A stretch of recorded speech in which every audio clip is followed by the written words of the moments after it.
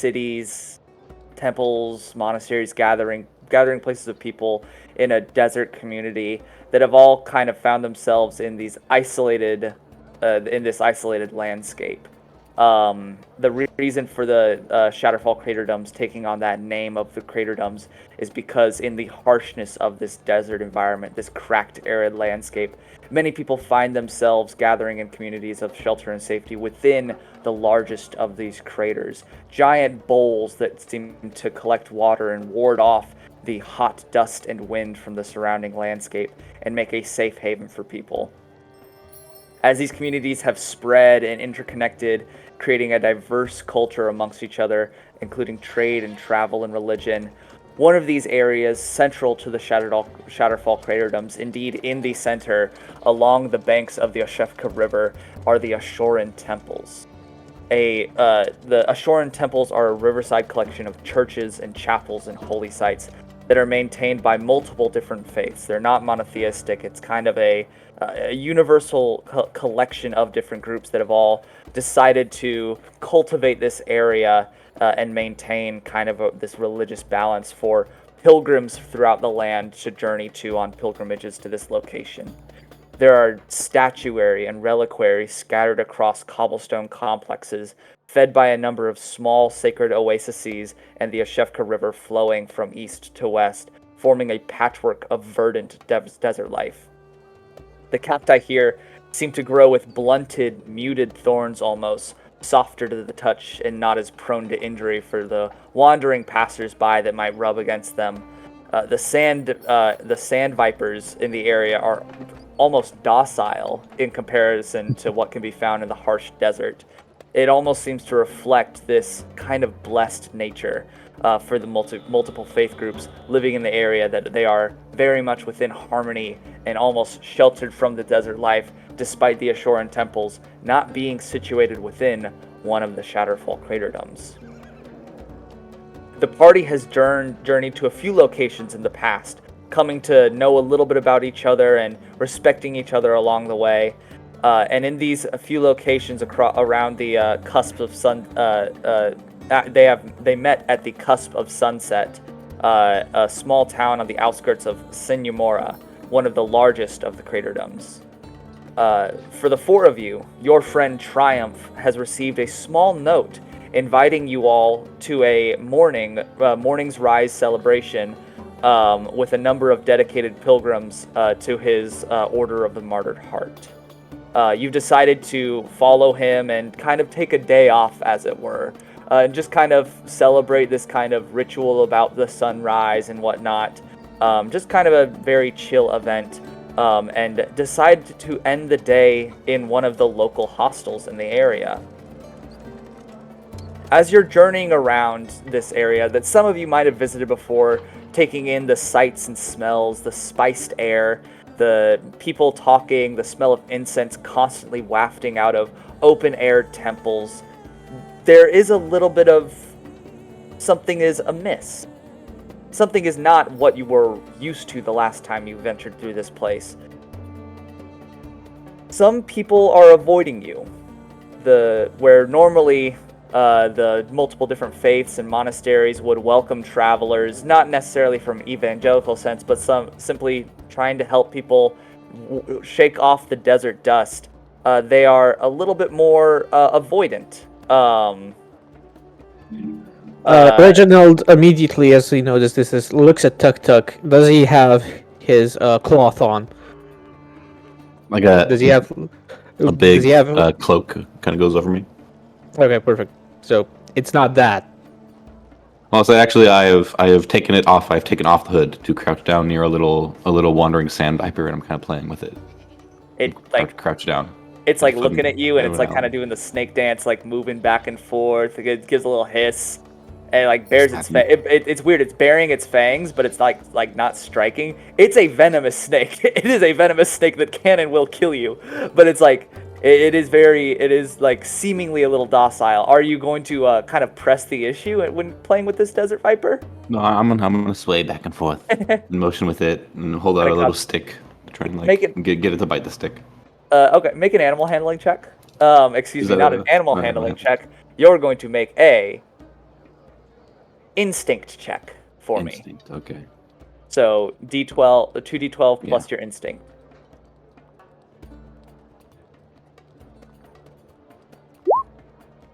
That is a 13 with fear. A 13 with fear. You wave the stick back and forth. You wave the stick back and forth, and the snake kind of catches on and wiggles in the same motion. And then, as you're like kind of trying to prod it to bite the stick, it lashes out and bites the stick, and then lets go of it immediately and slithers off into some cracks in the stone. You can see it kind of doing that thing where snakes will bend their way through cobblestones as it rises up, and then skitters and slithers through a path. And as you go to reach for it, you kind of trip over some cobblestones and land in a cloud of dust down this kind of broken set of stairs. Looking up, you can see that there's a sign for 2 temples that are kind of in a kind of sunken area. Like the stone has been carved down so that these temples are situated beneath ground level. And as you kind of brush the dust off, you're looking up, and you can see that these are the temples of the Desert Flower and the Arid Eagle. The temples of the Desert Flower and Arid Eagle, but they appear to be boarded up. The larger walkways that would allow people to enter these temple complexes are still open, of course, but the windows with their latticed kind of window frames seem to be barred, and a thick cloud of dust of like stale dust, not desert dust, but like actual gray stale dust, coats some of the objects on the inside. You can see that candelabras and braziers that would normally be full of incense or candles are dark and devoid. Did the snake go into one of these buildings? The snake did slither through Okay. and into one of these buildings, yeah. I'll turn and kind of brush myself off, readjusting the cloak a bit, kind of look up the stairs back towards Reginald and just be, Reginald, little slither snake friend, went to church, although it seems to be closed for business. I sort of notice that he's down some stairs. I'll be like, Tuk'Tuk, could you not? Not what? It would appear that your snake friend is attending some sort of mass of some sort of religious inquiry. It would be best not to interrupt. Yeah, right. I'm sure they want privacy. Exactly. Can you imagine if you were praying to your god and a giant I ant can't creature imagine. came in? The idea of having a god is a bit ridiculous to me. That is well for me, but we must be respectful in these sort of times. A lot of people take their religion very seriously here. Even snake friends? Even snake friends, we must not assume. Mm. Gentleman never assumes. Yes. By the way, have you been noticed that we've been glared at more than usual? We have. I look at the people who are not looking at us, sort of with a crazy old eye. You know, when been a paying old person attention looks to- at you. I've been paying more attention to the little skitterings. Some of No, some no, of the no, it can't people, be that. like kind of turn away as you look at them. Some of the people turn away as you look at them, and you hear as Triumph attempts to, he fails with hope on making a knowledge roll about these temples. And Triumph kind of looks at you and says, "Well, I'm not quite sure what these temples are for. I'm not quite familiar with this area's religion, as it were."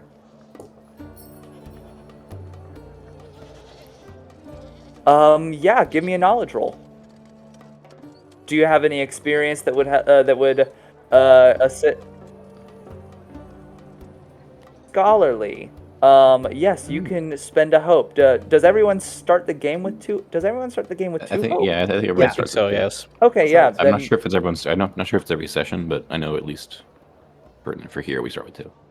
Okay, yeah. We'll start this session with 2 hopes. So go ahead and spend a hope and you can add your scholarly bonus. Is that a +1 or a +2 bonus? I Gotcha. think that was already rolled in. Baked in there. So, so an 11 with hope is what that is. So you can mark another hope. You gain that hope back. Darcy, you kind of approach the temple from the outside. Are you going to go into the temple, or are you just going to kind of stay on the outside? Yeah. So it's hard to get a bead on precisely how old this place would be. You can see some markings where stone may have been replaced in larger reconstructions over the years. General area knowledge would tell you that you know, the buildings in this area are in the zone of, 200 to 300 years old. It's an old collection of places that has long been used and has seen its ebb and flow of travelers and congregants. As far as, as far as originating construction, you can't really tell it that well. But I would say as well, since you're checking out time period and you're trying to figure out how old stuff is, that dust does catch your eye, and as you kind of look at it, not so much like trying to ascertain age of building, but age in general, it kind of leads you to believe that this temple may not have been active for, or that it hasn't been active for a little bit, like maybe going on a month or two now. And not a lot of dust, and of course it's open air, so there's going to be wind blowing, but that's what you can tell from the bowls and the chalices and other areas where the wind might not be able to brush stuff off. Based on that, you could probably ascertain probably hasn't been active for about a month or two. Okay. Well, these seem to be rundown temples. I don't know, maybe they were not getting enough donations, perhaps. Or maybe their god died. Probably with that, Shit does indeed happen. I'd say about 2 a week. Wow. That's just a guess. You go through gods faster than I thought you did. Oh no, I'm not religious, please. I'm too old for that. Religion is a young people's game. With all of them. I've been trying to think of a word that Tuk'Tuk would use to describe people who don't live in a hive society, and I think I'm going with soloist. So when I just call people soloists, that's me kind of referring to people who live in societies where you're expected to be an individual. Creative. Triumph will kind of approach that temple with you guys, and as he kind of looks around at it, he does say, well, gods don't quite die very often, and when they do, it's not so much of a death as it is a change in form. From my studies, I understand that on the occasion where, for example, in the ancient days, when oh god, what was his name? Shit. When the original god of death died and created the dead three, he did not leave, for example, but he did change form into a different kind of being. As Triumph is lecturing this, can I just wander off and look for an entrance into one of these temples? Yeah, into the temple you're looking at, or into a different temple? One of these run-down ones that looks like it won't be I won't cause any trouble by going into it. Okay, yeah. Can I just do I just? Most of them do look active. This temple kind of sticks out as one of the ones that's a little bit more run down, or not so much run down, but just inactive. If you want to kind of enter it. Yeah, I want to wander my way inside. Okay. Yeah, wandering inside, it's cool and shaded inside. You can't hear like a den of vipers anywhere inside, so it's not like the floor is going to give out Indiana Jones style and you're going to fall into a pit of snakes. It's just kind of cool and shaded and out from the hot desert sun. Any chests, stuff, or is it like completely empty, abandoned? Make me a Make me a knowledge. Make me a knowledge or instinct check. Do you think you are rooting around and trying to find something hidden, or are you trying to observe stuff right now? I'm trying to observe stuff right now. Make me an instinct roll. So that'll be. Whoops.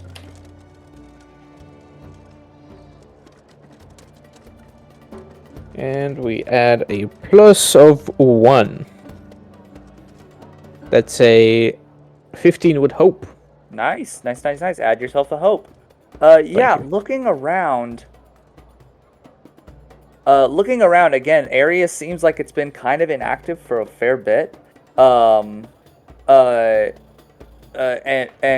you can't so much see any signs of activity as far as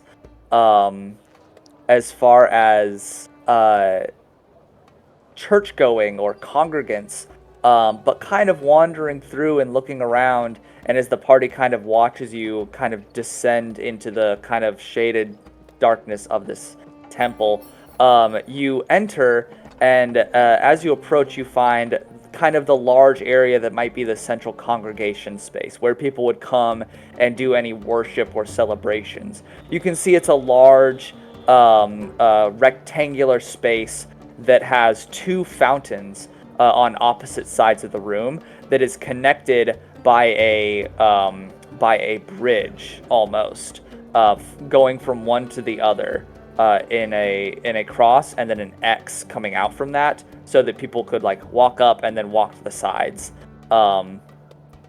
In those fountains, you can see are 2 statues that stand up. One is of a woman, elven, lithe in form, wearing robes of fine make, but of more tactile or utilitarian sense. You see that she grips a curved sword in one hand that is down at rest, and her arm is up, and she is looking at a eagle or a bird of prey of some kind perched on her arm. You can see that this is a kind of a grayish stone that is very, well carved, maybe about 8 foot tall statue, kind of covered in lichen and ivy and some desert succulents that have kind of grown off of this in this kind of shaded spring.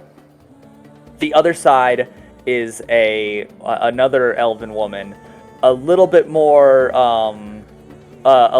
full of frame, very vibrant looking woman with deeply luscious hair that flows down her back, and long pointed ears poking out of the sides of this thick curly mane. You can see she almost has like a matronly type look, not necessarily old, but definitely motherly type look. And you see her hands are cupped, and from these cupped hands, there is a trickle of water that drops and splashes into the spring. Observing this area, looking for signs of life, you do also notice that in one of the corners, in one of these small alcoves that maybe a reliquary might have been kept, or an alcove dedicated to some saint, there appears to be small tucked away supplies, or a bedroll perhaps. Oh, we're lucky. Thanks. I probably followed Reginald into here just because I'd follow Reginald around wherever he goes. Reginald, you approach this bag, and you said you take it? I will approach it. Okay, and gotcha. I'll stand above it. Gotcha. And I will. Who said they were coming with Reginald? Me and Darcy. Yes. Darcy and I. Gotcha. Reginald, are you sure we should be doing this? Last time we wandered about into buildings that you said were abandoned. They were not abandoned, and we got chased out with brooms. That was a common mistake. When every building is made out of dust, it's hard to tell which one is actually abandoned. But I'm pretty sure we've made it quite far in. Nobody has chased us off or anything. He's saying this as he's making his way towards the back, sort of avoiding any cacti or succulents. Gotcha. What's your armor class? Or what's your armor? My armor or my evasion? Your evasion. My evasion is 13. 13. Gotcha. As you say that, you hear it through the air and ducks to the side suddenly as a broom handle flies across the room. You can see that gripping the broom handle, maybe startled from half asleepness, is like a young teenager or something who is kind of crouched in that mix of small bundled stuff. And as he looks at you, he says, "Who are you? What are you doing here?" I sort of like do an old man scream, be like, "Teenager, kill him!" No, calm down. You challenge us to combat, brave warrior. I applaud your bravery. And I'm going to draw my warhammer and my shield. Jesus Christ! The teenager screams, "Wait! What? I'm gonna run up to This temple is abandoned. Are you here to worship?" I'm sort of still fumbling with my arrows. Your god Not is even dead. listening. Excuse me. My Leaky is dead? Your Leaky? Your god is named Leaky? No, my Leaky is the goddess's name. The hunter. Who's leaky? My Leaky. God damn it. Listen, if you have Reginald, this is not the time to take a Leaky. Let us take a There's no bathroom. if you have plumbing issues, we are not the ones that'll take care of it. We don't need. Are you. What? Talk sense, man. What's your name? It's sort of. My name is Edwin. And I have been staying here for the past 2 weeks because nobody lives here anymore. What do you mean? If you've been staying here, that means you live here. You speak Nobody nonsense. else lives here anymore. This used to be a temple until things got weird in town. Ah, I see a squatter. Is You the water learned a little- Poison, and I'm going to point towards the cupped statue. No, I drank from it this morning. Alright, I'm gonna go drink some then. Alrighty. Ah, It's cool and refreshing. It's very good water.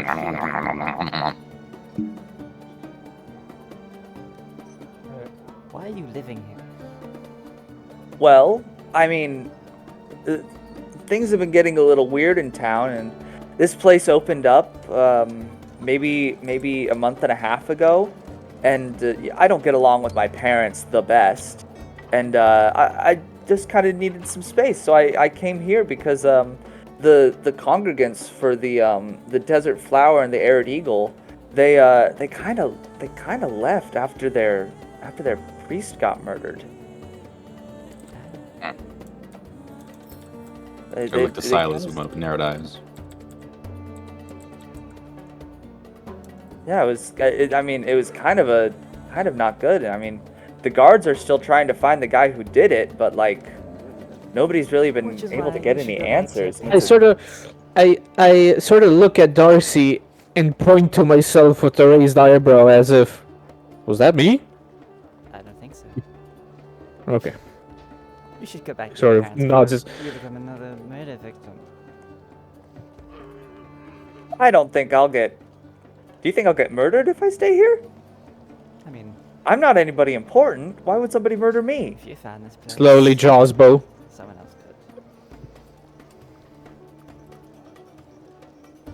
Well, I don't want to get murdered, so that will give me something to think about. If you're here, then what it is there? Do you have questions about the temple I might be able to answer, or about town? Yes, where are your valuables? I think the congregants who donated the valuables kind of took them back and God are damn it. bringing them to another temple. I think in one of the other craterdoms, or maybe one of the risen temples over in the mesas. to the Oh. far to the east. Looks like we people won't didn't- get anything valuable from here. Might as well be on our way. Oh well. We gained some Um, valuable information. Well, what can I tell you?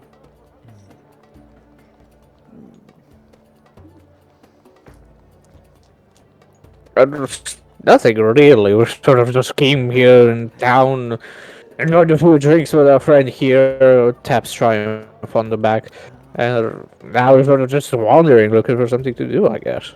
Do you think everyone's looking at us weird because they think we're the murderers? Has anyone been investigated or tried with the murder of the priests or beasts? Usually you soloists, if you are too paranoid for too long, you just kill each other and then forget about it.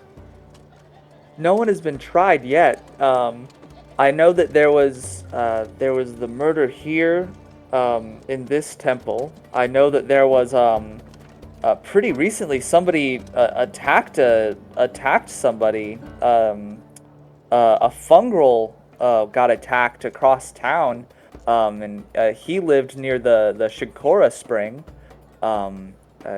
His home was broken into, and he got assaulted. He got away somehow, but somebody else was attacked. Oh, wait! Do we want to solve a murder?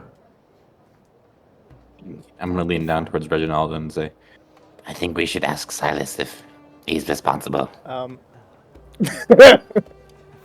So what would happen is, I would see them go to the temple. I wouldn't like go with them. I would go to some I look for a shop nearby. I'm going to go try to find Sylas and ask him if he is the priest murderer. You can all talk to Leaky and Edwin. No, I'll go with you. Come on. Alright, let's go, Darcy. Sylas! Silas, Silas, where are you're you? going to go to you're going to go look for a shop. Yeah, is that some kind of shop here? Yeah, I mean this map isn't the map, not but we just- can say it. yeah. Yeah. Okay. Yeah, you can Like, say I you would go just to any, kind of a Oh. shop. Going to a shop, some of the people look around and aren't immediate to kind of hawk their wares at you. But if you start to talk to somebody, what are you looking for? Are you looking to buy something, or are you just kind of looking around at what's traded here? Oh, I'm not looking to buy anything. I would have been just trying to ask hey, what happened here? Feels a bit Okay. different. Make me just kind of a general presence check. Yeah. My presence. The roll here in the roll 20. Yeah, so to roll, do a forward slash, Slash roll. 2d12, right? 2d12 plus presence. One. what's your modifier? Where is it? Oh yeah, here. Oh, well. Okay, a 16 wait. with fear. Okay, so right is fear. Okay. Yes, 16. right is fear. I'm actually going to look for. Let me see if I can find this. She tells you of the murder, but also stabs you in the process. Going up to some people are a bit hasty to talk to you, or hesitant to talk to you. But as you kind of ask people about what's been going on around town, a couple of people do mention, Father Ladander, he was attacked not 2 months ago, and unfortunately murdered in his own holy temple. And I think just last night, a man's house was broken into.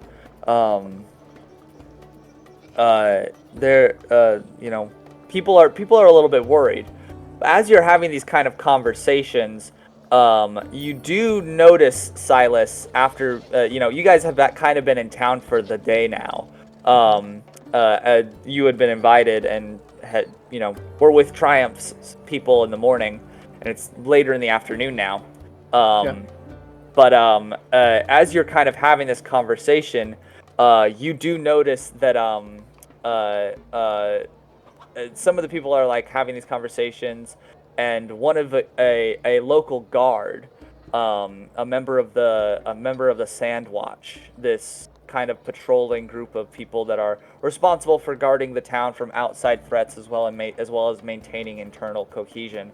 A member of the Sand Watch comes up to you and says, "Friend, you are asking about murders in a time that is peaceful. Please do not trouble yourselves with worrisome things. But if you wish to know more or have information, then I would be happy to bring you to our office to discuss any issues that might have noticed." Oh, nothing. I wasn't asking about any murders. I was just checking. It seemed like people were a bit more on edge, so just wondering. Yes, people are on edge, but the Sands Watch is here to protect and defend and make sure that everyone is okay. Thank you so much for your service. And I kind of give a little bow. Gotcha. Sylas, do you have a way of turning up your volume just a little bit? Is it hard for everyone else to hear him? Yeah, it's a bit of low an on my issue. side. It's like the best I could. I don't know It, what's up with the it is mic. good for me, but I do have you boosted to the max in Yeah, Discord. like you need to boost me. Yeah. Okay. Gotcha. Well, perfect. Yeah. Yeah, if we can turn back to me, I will turn to Edwin and ask, where did this murder and this break-in take place? I am quite interested now. Well, the murder happened here. He was murdered in this very room. They cleaned his body and took it to the Temple of Kelimvor for proper burial rites, and he was then returned to this temple. And he was buried. Not so much buried. Part of the worship of Myliki is to be returned to the earth, and I guess the local custom is to be given a sky burial. And so that occurred on the hillock outside, but the crime itself took place here. As far as the break-in is concerned, I believe that happened across town at a spring. I see. Then you should sort of start looking around the room a little bit more, seeing if there's any evidence of a struggle or anything that might have been left by the murderer. But he'll do that for about 10 minutes before. I would be making my way back to the group after I got that bit of information. So make me a knowledge roll to kind of analyze this space and then look for that kind of stuff. For you, Sylas, I think I am wandering around with Darcy screaming, "Sylas!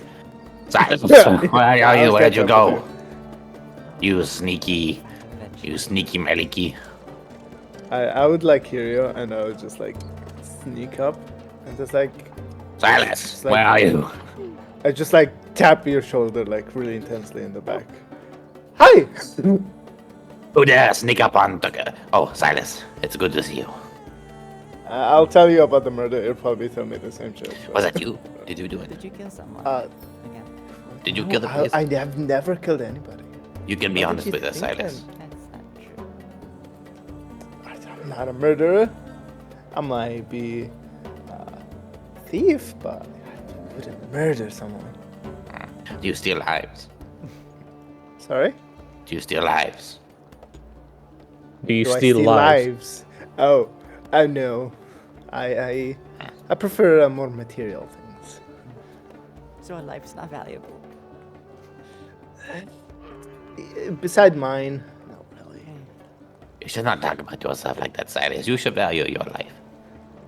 Oh, Pat him I on meant the it the other shoulder, way like some around. wise words. That's sure thing. I tap your shoulder, sure thing. We should find Reginald before he takes a piss in a well or something. Speaking of, I assume I don't find Squad Diddly. Look, what do you get? You got a Sorry, eight with what hope. was that? I rolled a 8 with hope to look around. I assume I don't find anything. It's not incredibly easy to find anything. Searching through. Is there an area that you're specifically searching? Just the room in general, or? I mean, he said this room. He will, I guess, start with the floor and move towards the walls, just sort of not spider, crab walking along the floor on all fours, just sort of Got it. like looking at the floor, moving towards the walls, seeing if there's anything, avoiding cacti. Yes. It's hard to say. Really, not incredible lot of detail for you to find here. I will say something you notice is that you're kind of looking around, and that slow trickle of water behind you, kind of like you're hearing it, and then you kind of think to yourself, you don't see a channel for water to leave this area, but there's a constant slow trickle of water. And looking back towards the fountain, one thing that sticks out to you is that like it's this kind of natural rockscape that like leads towards the bottom, and it's got some desert like water plants in there and some small fish swimming about. But then at the bottom, you do see that there is a small iron grate that might let water down into a lower cistern for it to trickle down into or something. And seeing that, you can see that it's exposed. Ergo, rocks were lifted off of it at one point. Should have put my experiences into plumbing, but he will not think much of that. He'll just be like, "Oh, interesting," and quickly snap his neck towards the boy, and I'll grab him by the wrist and say, "Quickly, Edwin, you will show me the way. We must solve this murder." The boy, you kind of push the boy away, out of the temple complex, and I pull him and I go in a random direction until he tells me otherwise. you walk into the desert. No. Yeah. You start kind of just walking through the city, and eventually he like starts to lead you from behind. As you like move in a direction, you realize that he's pulling more than when you go in another direction. And he starts to lead. Is the party gonna follow? Yes, of But yeah, course. if we manage to come across this, then You can see him exiting the temple. Yeah. oh yeah, we'll definitely walk up and approach. Where are you going? We're solving a murder. That sounds good. Reginald, did you make sure we're getting paid first? We don't want to do jobs again without getting paid. Your really loved ones pay in some form of gratitude. At least that's what I've realized Can't already eat is. gratitude, Reginald. Gratitude comes in many forms. Triumph. Probably some of them is meat. Triumph will look and say, "Well, surely if we do good for the people of this town, then they will reward us. So true. I believe in the honor of others." And he kind of clasps his fist to his chest, his thickly mailed gauntlet fist to his armored chest. I sort of and he says, "Lead on, young child." I sort of scrunch my face in sort of a little bit of disgust and say, "That's not what I'm not doing this for gratitude. I'm doing it for fame." What is fame have without the notoriety of the good? I'm sort of like just looks at him confused and be like, "I don't have time to explain. I'm trying to solve a murder here. Lead on." Pushes boy. Gotcha. As the group kind of follow, and Sylas, are you gonna follow them as well? So I would like walk with them and slowly like fall behind, and then I'll just keep a distance, but like watching them. Like I wanna be like not associated with the group and just kind of watch from Gotcha. further Gotcha. away. Just follow. Trying to see if anybody's like looking at us. Yeah, make me an instinct check. About every 2 or 3 minutes, I end up getting distracted by a stall or someone passing by, and Sylas is bringing up the real. Rigo kind of has to tap me on the shoulder and break me away and get me back up with the rest of the group. Instinct 2, my instinct 0. 2d12, let's go. Ooh. A critical Oh, success. critical success. Critical success. Double ones, critical success. Gain a hope, lose a stress, and you succeed to the max. Mm-hmm. Wow. Fuck. Yeah, succeed to the Sylas. max. Sylas, Yes. you are wandering behind the group, kind of walking, analyzing, and studying the people. A town like this, a town of good people, a town of people with nothing to hide, surely has some secrets.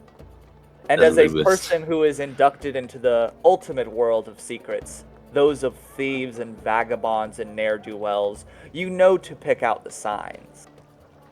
As you walk behind, you follow the group, and you do notice some people seem to let their eyes linger on the party. They quickly kind of turn away and don't observe.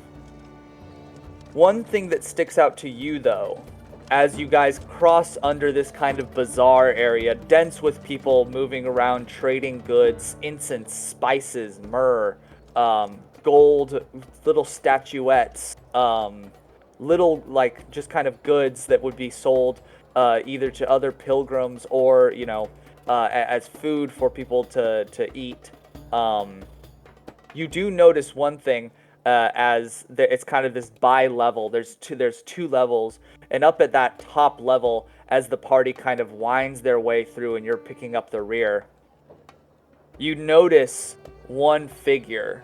One of these guards. I believe I called them Sandwatch. Is that what I called them? Yeah. We're improvising a lot right now, actually. One of these Sandwatch. He is kind of looking and watching, and you see as the party passes under, he kind of nods, looking, and then checks something, like maybe a sheet of paper, and then puts it away and furrows his brow, a little confused as to what he's seeing, and then he kind of turns, locks eyes with you, and then turns and exits. But he's at an upper level. You don't think that there's a way for you to efficiently get to this guy while maintaining eye contact with your group and being able to follow them. So it's your choice whether or not you want to split from the group right now and maybe try to follow this thread, or continue along with the group aware of something. He made eye contact with me. He made direct eye contact with you.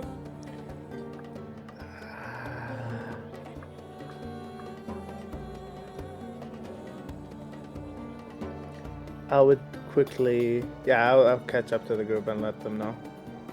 Gotcha. Sylas, very important.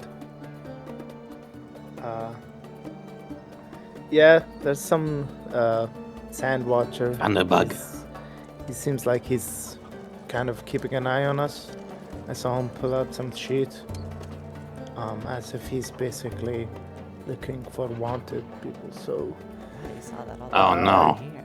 he frowned and kind of walked away, and gave me a good look. So Am I wanted again? I'm not sure what's up with that, but I wore the cloak this time and I need to everything. be careful. See, you're so good at your job. And then what I'll do is I would like, I'll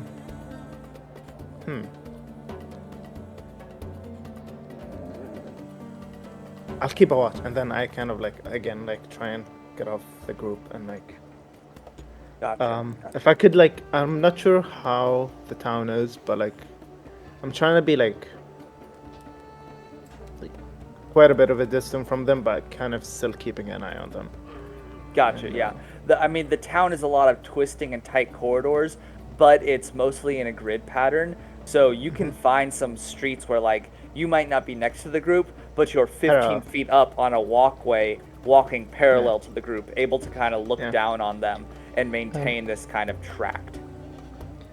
And I would like to, as I'm walking, if I find a darker corner, kind of go around it and just put my cloak on, just cover my head. Gotcha.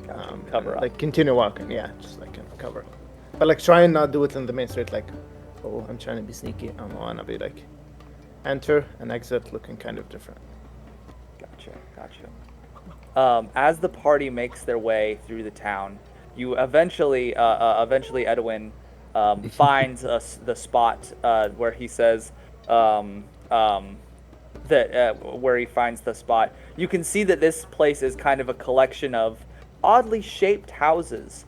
And as you look, you begin to tell that these houses aren't made of the natural stone or clay of the areas around, but they instead appear almost coral-like, natural pockets. If anyone had trypophobia, they might not have a good time here because it's like natural surfaces, like with orifices, dense rock that seems to very, very naturally build upon itself in the way that coral does in these interesting, intricate structures forming the homes and buildings in this area, situated around a single spring that drifts up into like a still pool and then works its way through aqueducts out into surrounding little side streets.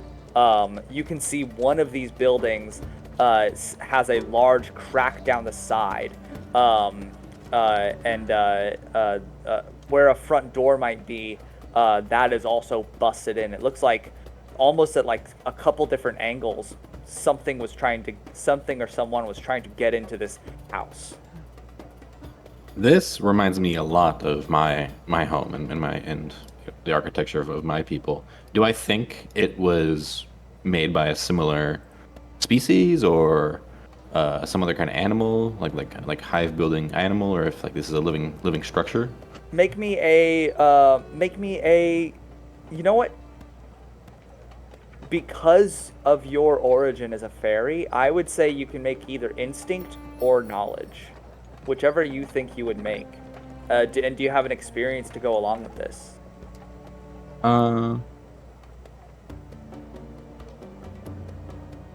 I'd say like I could maybe justify an experience, but I'm not going to.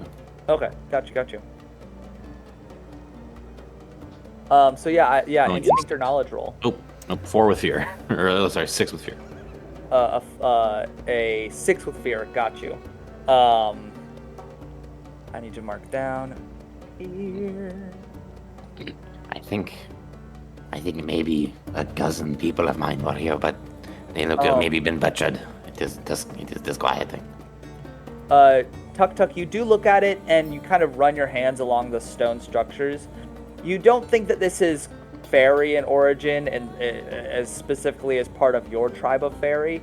It does seem very natural. It seems very natural, but the material itself seems natural. Where the fairies of your tribe would build structures in natural forms out of inanimate object, this seems to be a natural material that has been dried and solidified to near stone-like qualities, almost like petrified wood. But the wood had to grow in this shape first. All right. And as you're kind of figuring it out, it does give you a little bit of a sense of something that you used to understand deep within the caves of your hive. One of the food sources for your hive was fungal gardens. Yes. And as you kind of think about that and make that connection, you see a shape pass through the interior of the house and kind of look out. And you hear a kind of a low voice say, "Hello there. Give me a second with the door. Let me come talk to y'all."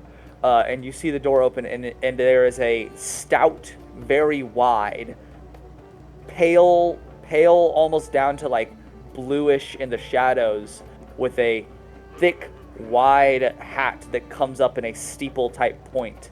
Not so much a hat as a cap, a mushroom cap. This is a fungal, and a little fungal guy, maybe 5 foot tall if it wasn't for the hat that's stuck up another like 1.5 feet to like bring him up to a maybe 6.5 foot tall fungal. You can see that he is like kind of a lumpy body along the shoulders and the joints and the elbows and knees. But where these kind of deeper blue lumps are of almost like armorish type material, maybe, they give way to this silky smooth, kind of mycelium type skin. You can see that he has very, very bright green eyes as he looks out at you guys. But then, weirdly enough, like his face doesn't have a mouth where the mouth on your face should be, but instead he has these little tiny spots along his chest that kind of open up, and these little of fumes pop out as each of the individual orifices make a sound while he's talking, and it becomes this voice. And as you stand close, these spores kind of land on you all, and the voice gets clearer and sharper as you're not only hearing it in person, but in your minds. And he says, hello, my name is Brother Piter. Can I help you all? Got into my nose. Yes. Can I help you, friend? Reginald, do not die. We have yet to acquire gratitude. Do you have any knowledge? Okay. of Murder. Murder? Well, I do know a little bit something about an attempt of such things. Go on. Yes. That. Can you tell us more? You can see Edwin kind of like points and says, "Yeah, this was the guy." And Brother Piter says, "Thank you, young man. Yes. Are you all investigating the happenstance of when somebody tried to grievously cause me injury and bodily harm by breaking into my abode? Is that what you are here referencing?" No, we're trying to find the person that tried to break into your house and hurt you. Ah, well, I didn't get quite the best look at them. It was nighttime when it happened, and I fortunately did make to I fortunately was able to make my way out of my abode through the back door before anybody made their way in. But it was quite terrifying for me, in fact. But if you would, the guards haven't really had the chance to fully look into my situation. If you would like to make entrance and look around yourselves. Well, gladly. Of course. Did you happen to fight back, or could you tell us exactly what happened as we explore the scene of the incident? Yes. Make me a charm roll, or make me maybe a presence roll. Could I assist with this, mayhap? Yes, please. As everyone, yes, you can. as everyone else goes out to investigate the area or talk to people or whatever, I'm gonna try and get Edwin, pull him aside or pull him outside, and talk to Edwin. Okay, yeah, we'll do their scene and then we'll cut back to you. So yeah, Darcy, spend a hope, and Reginald, if you're the one that's investigating, correct? Yes. Or talking? Yeah, make me a presence roll and add a d6. Boy.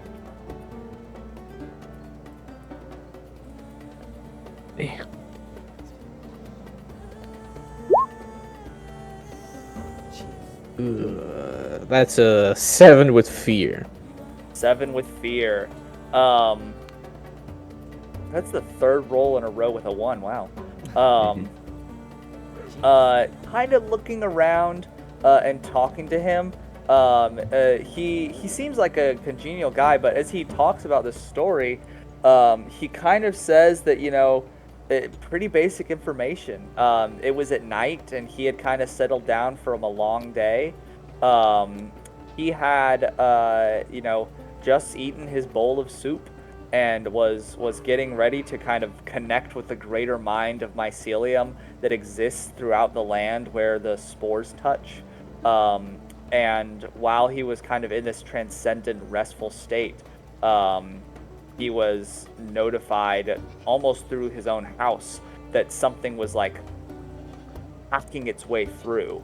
And he kind of remembers the sting of this pain as he talks about it, kind of the interconnectedness and being within his house itself, being almost within this other body that was experiencing trauma. And as he talks about it, he points out the house, where it appears that there were these gashes and gouges made out of the house, and the front door where it appears that some heavy impact seemed to break the door and in some places. You see he talks about making his escape and kind of points out just kind of the back door where he was able to run out of and then kind of get down the street where some of his neighbors found him and were able to, en masse, nothing's going to happen to you if some individual is coming after you, and kind of they were able to collect there and discuss. So he didn't actually fight the thing or confront it, or... No, he doesn't say that he fought or confronted anything, no. You poor person. What's that, Darcy? I want to ask him, do you know why you were... Are you some sort of target for an attack? Are you special in some way? Yeah, make me a charm roll. And if you want to follow that up, you can make me a sense roll. So make me the charm roll first. And do you have anything to add to that? No. Oh my god. Wow. 6 with fear. We're up to 5 fear, y'all. Oh my god. A 6 with fear. Okay, so make me this. Make me the sense roll now. Of course. So that would be your instinct. And Triumph will actually help you with this, so you get a D6 on this. Triumph will spend a hope. 12 plus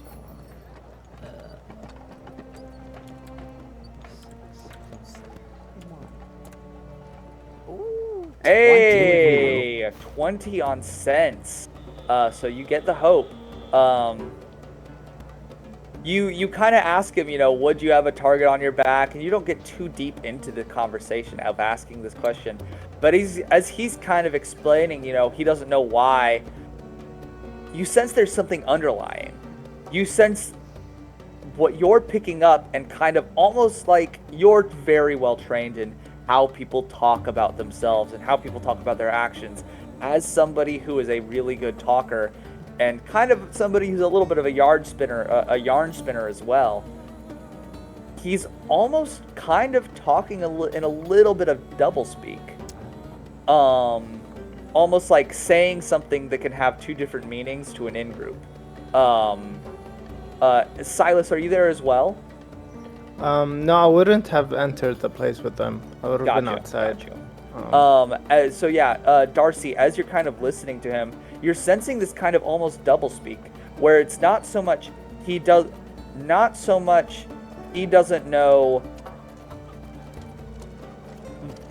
why he would have a target on his back, but almost like his understanding of his situation is that he shouldn't have a target on his back. Almost like, not necessarily I don't do anything bad, but kind of a what I do, I'm in a situation where none of it should be coming back to me type deal. The expectation of being off scot-free. Is Reginald in the room too, right? Yes, I'm sort of half listening and half inspecting the room and seeing the damage and seeing if there's anything left pull behind. Reginald aside and I'll be like, I think he isn't all he seems to be, and he might be not as good as he says. Sort of look at him and look back at Darcy and be like, you want me to shoot him? Not yet, maybe. I think we need to get the others, tell them about this. I nod my head and do like the thing where you point at your eyes and I point back at Darcy and be like, I got you. Gotcha. As I continue to inspect the damages of what could have possibly done this, if it was some sort of animal or a humanoid with a weapon, or is there anything left behind that I can actually If you'll allow me to roll. We're gonna cut away from that scene Oh, as right, you guys okay. kind of convene, and we'll go over to you, Tuk'Tuk, because you said you were talking to Edwin. Yeah. I'm gonna bring Edwin aside and just. Edwin, you said something that I wanted to talk to you about. You mentioned it in passing. Yeah. You said your relationship with your parents is not as good. Yes. Yeah. Yeah. I just want you to say that they are either blind or stupid. You have a good heart and are brave. I do not see what they do not see in you.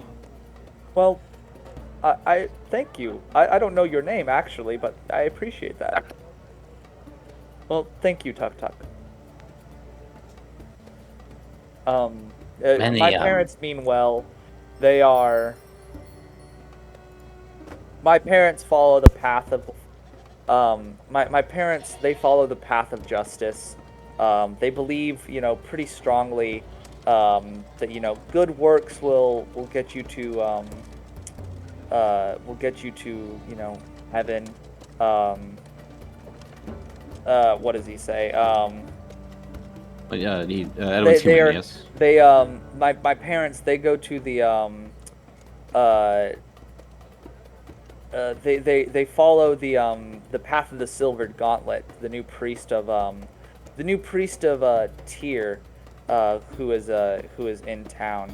They kind of, he's a little bit new to town, maybe been here a couple months, and they've been following the kind of the blind eye of justice and the idea that your actions on earth are a reflection of the state of heaven, and that you have to perfect your actions on earth. I mean, I'm just trying to figure out what's going on in my own life, and it's like they're telling me what's going on, and I don't believe them or want to believe them. But they mean well, of course, but I appreciate it. Edwin's human, yeah. Edwin is a human, yeah. Oh, yeah, okay. Well, Edwin, you are human, and that is unfortunate.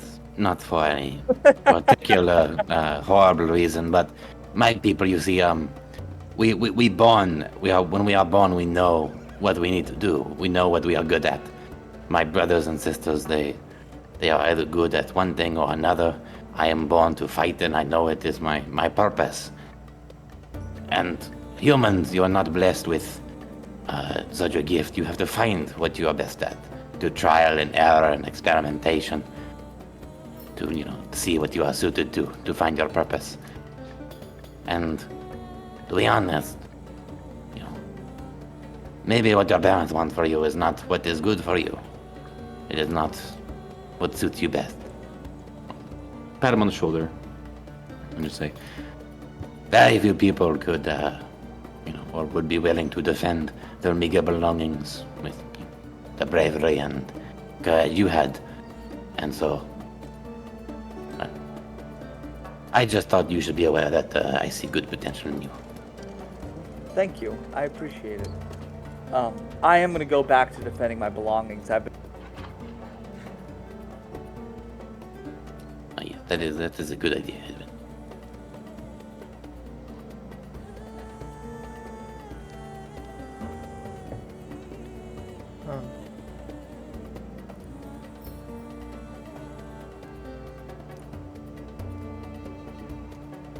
Well, Oh wait, I was muted. He Yes. said he's gonna go back and make sure no sand vipers crawl into his pack. oh, okay. That is a good idea, Edwin. And Well- he kind of leaves. Sylas, what are you kind of doing at this time? Okay, so while I saw them enter there, I kind of, from keeping a distance, I tried to, I don't know, look distracted or something, but I'm keeping an eye. Do I notice anybody tracking them?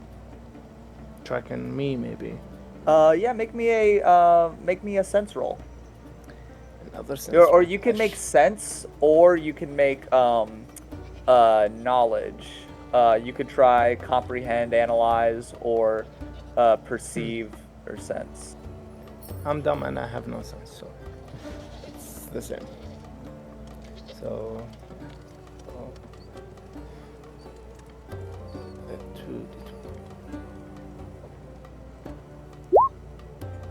Yeah, that's a 6 with hope. I A can 6 figure with it hope. Gotcha. Yeah, kind of looking through the area. You don't really sense anybody tracking you guys in this specific area. You're not getting the sense that there's a target on you guys right now, and there's people like hunting you down. You can't see so much of any of that. I will reward the hope a little bit, and I will say that as you're kind of looking in the area and noticing things, you notice something nearby to. You notice something nearby to the house that Brother Piter lives in. Looking around, you can see that these little channels of water that kind of wind their way out of this one spring. You see that they kind of flow down these little channels and then end in other smaller, what look like it's like a feed for other smaller shrines. You can tell that these shrines are not so much dedicated to religious entities, but are more animist almost, like the idea of natural spirits. But as they kind of wind their way over to these natural spirit shrines, you can see that where these smaller channels collect in pools, you can see that under these pools, or kind of nearby, seem to be access grates underground.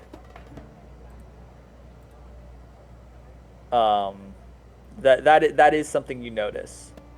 Could you make me a recall roll as well? Knowledge? Yeah. And I would say, oh wow. Oh hell yeah. Nice.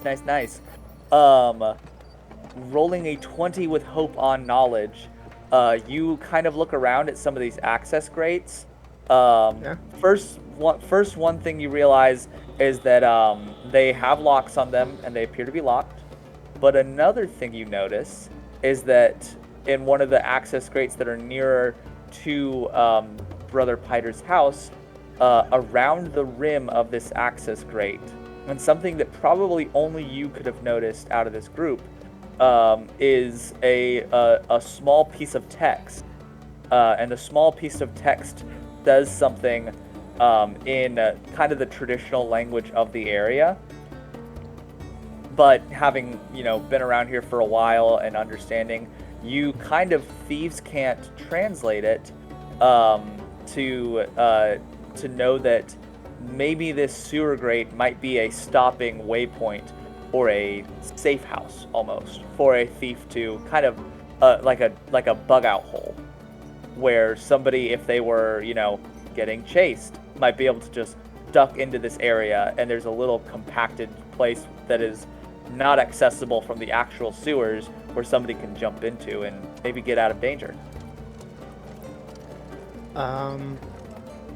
So how nearby are the others? Would they see me or? They can't see you because they're mostly inside the house or on the front side of it. You're on the back side of the house. You're, within 60 feet. Okay. Okay. So, do I have a line of sight where I could throw something to kind of alert them? Then. Yeah, you could. To let them know come here. Kind of thing. Yeah, you could pick up a rock and throw it at the house. No, I'm gonna throw my returning blade, and they would recognize by traveling with me. I'll just stick it to a wall and just pull it back. Huck a sword. Alrighty. It's not a sword. It's like a tiny. It's like it's a very short blade, almost like a dagger, but it's, okay, like a dirk.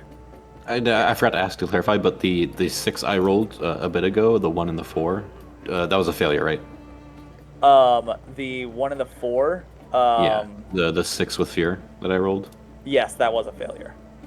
Okay. So yeah, I just want to let you know I marked hope for that because I have called the brave. Whenever I fail with fear, I mark hope. Oh, sick. Nice.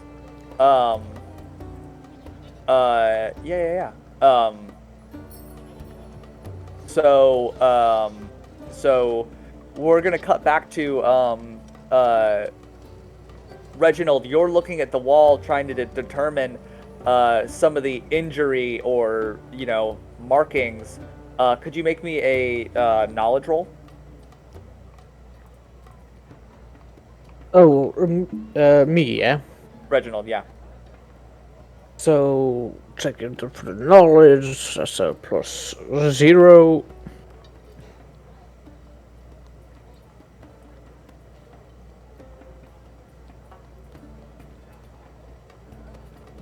$17.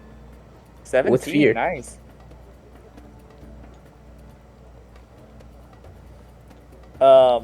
17 with fear, okay. Gotcha. Actually, can I spend a hope to do one of my experiences, the second one, which I've finally decided on, What's to that get a plus experience? 1? That's a keen sniffer that I Keen put. sniffer. Is it spelled Okay, with yeah. it was an AH at the end? Sniffer. How much Yeah, would you add? SNIFFA. It's a plus Yep. 1. Plus 1 to 18, yeah. You're gonna pass anyways, but yeah, we'll talk about you expend a hope and kind of get your nose in there and get a whiff. Oh yeah, I with all of that dirty laundry, baby. I just Oh yeah, you're getting your nose deep in that craw. Yeah. You start to kind of smell, and it's this like kind of sickly sweet, dried fungal scent on the walls. And as you're kind of smelling the gashes, you're looking at the gashes, and you're saying to yourself, how much does this look like the claw marks that a wandering ding bong might leave behind? These deep gouges might be endemic to the fierce nature of such a creature. And then you're kind of sniffing it, and it doesn't smell like a wandering ding bong. It smells metallic a little bit. And you can see this like very tough fungal material might have broken off some chips of something that was left behind.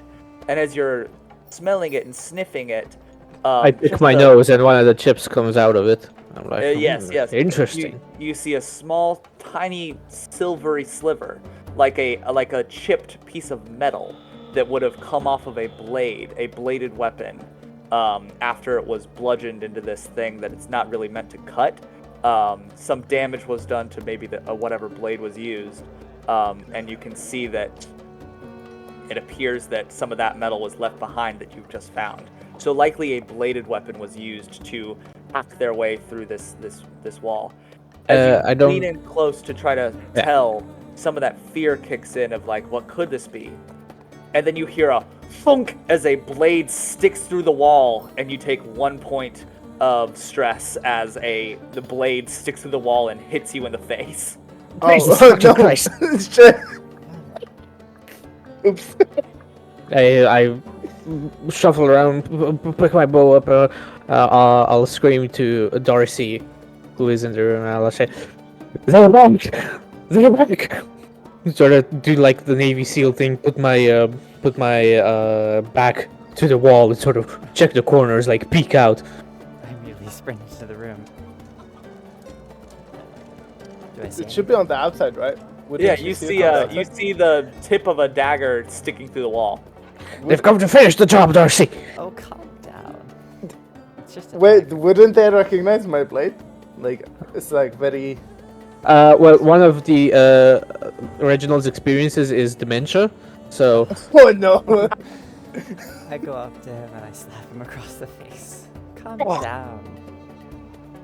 It's Sylas's dagger. Right? And then you see the blade just. I'm not sure how does. So how would do you think the returning? any blade way you operates? want. How Is do it you think it magically, returns? or does it disappear, or does It's it a like magic fly blade, back? right? Yeah. How do you think it returns? Does it leave behind a copy of itself that degrades over time? Does Uh, it? Fly like Thor. Okay, so Stuff. I would want it to be enhanced with like my midnight ability. So I would say it Teleports just kind back to you in of like a turns. mist of shadow. Yeah, it just kind of starts like melting into shadow and just go, kind of start yeah. flying in my direction back. You watch as it kind of drifts into shadow, and then this like smoky wisp of shadow flows back towards the back of the house.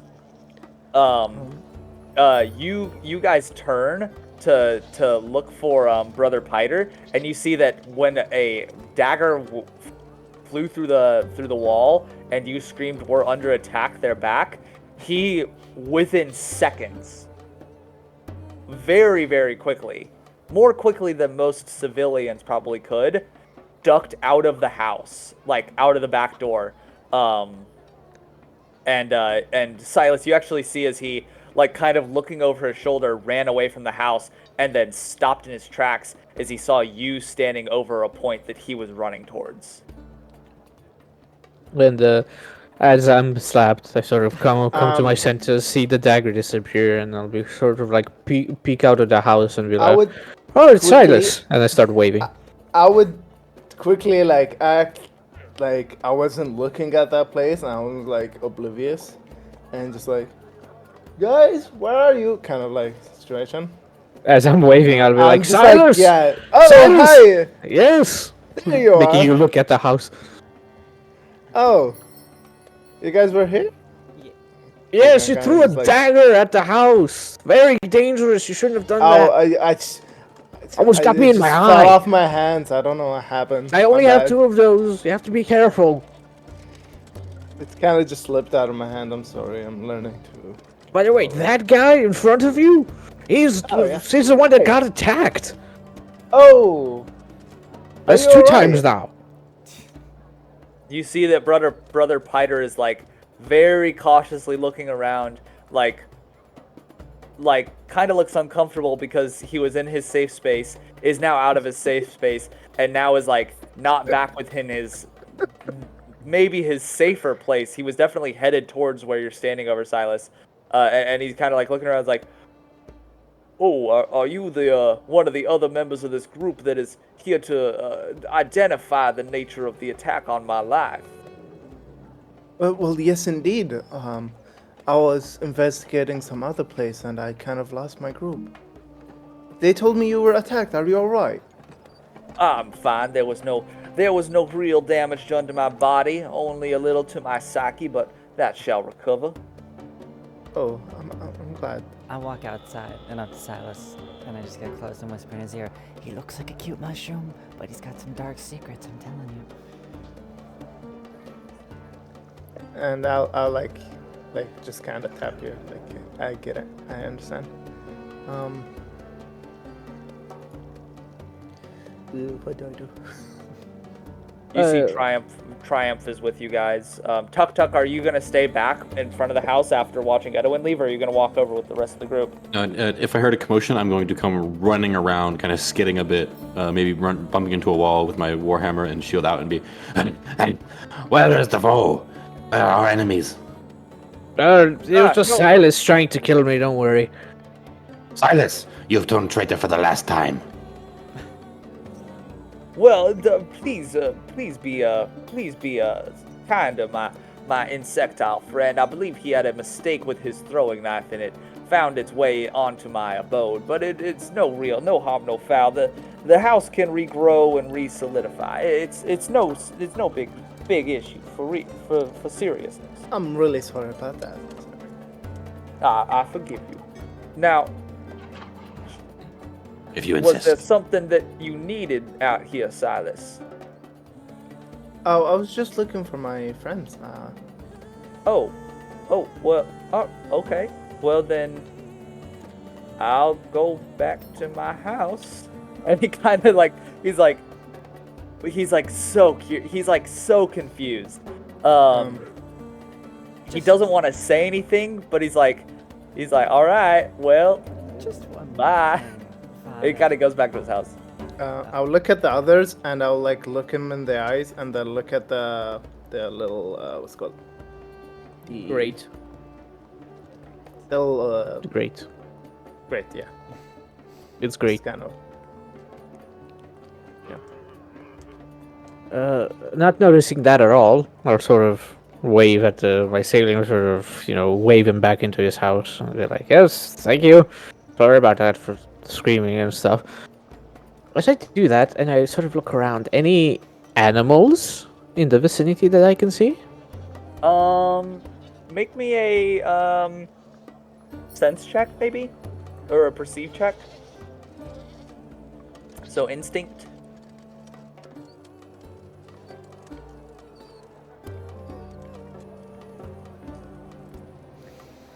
Approach 1. 17 with fear. 17 with fear. Gotcha.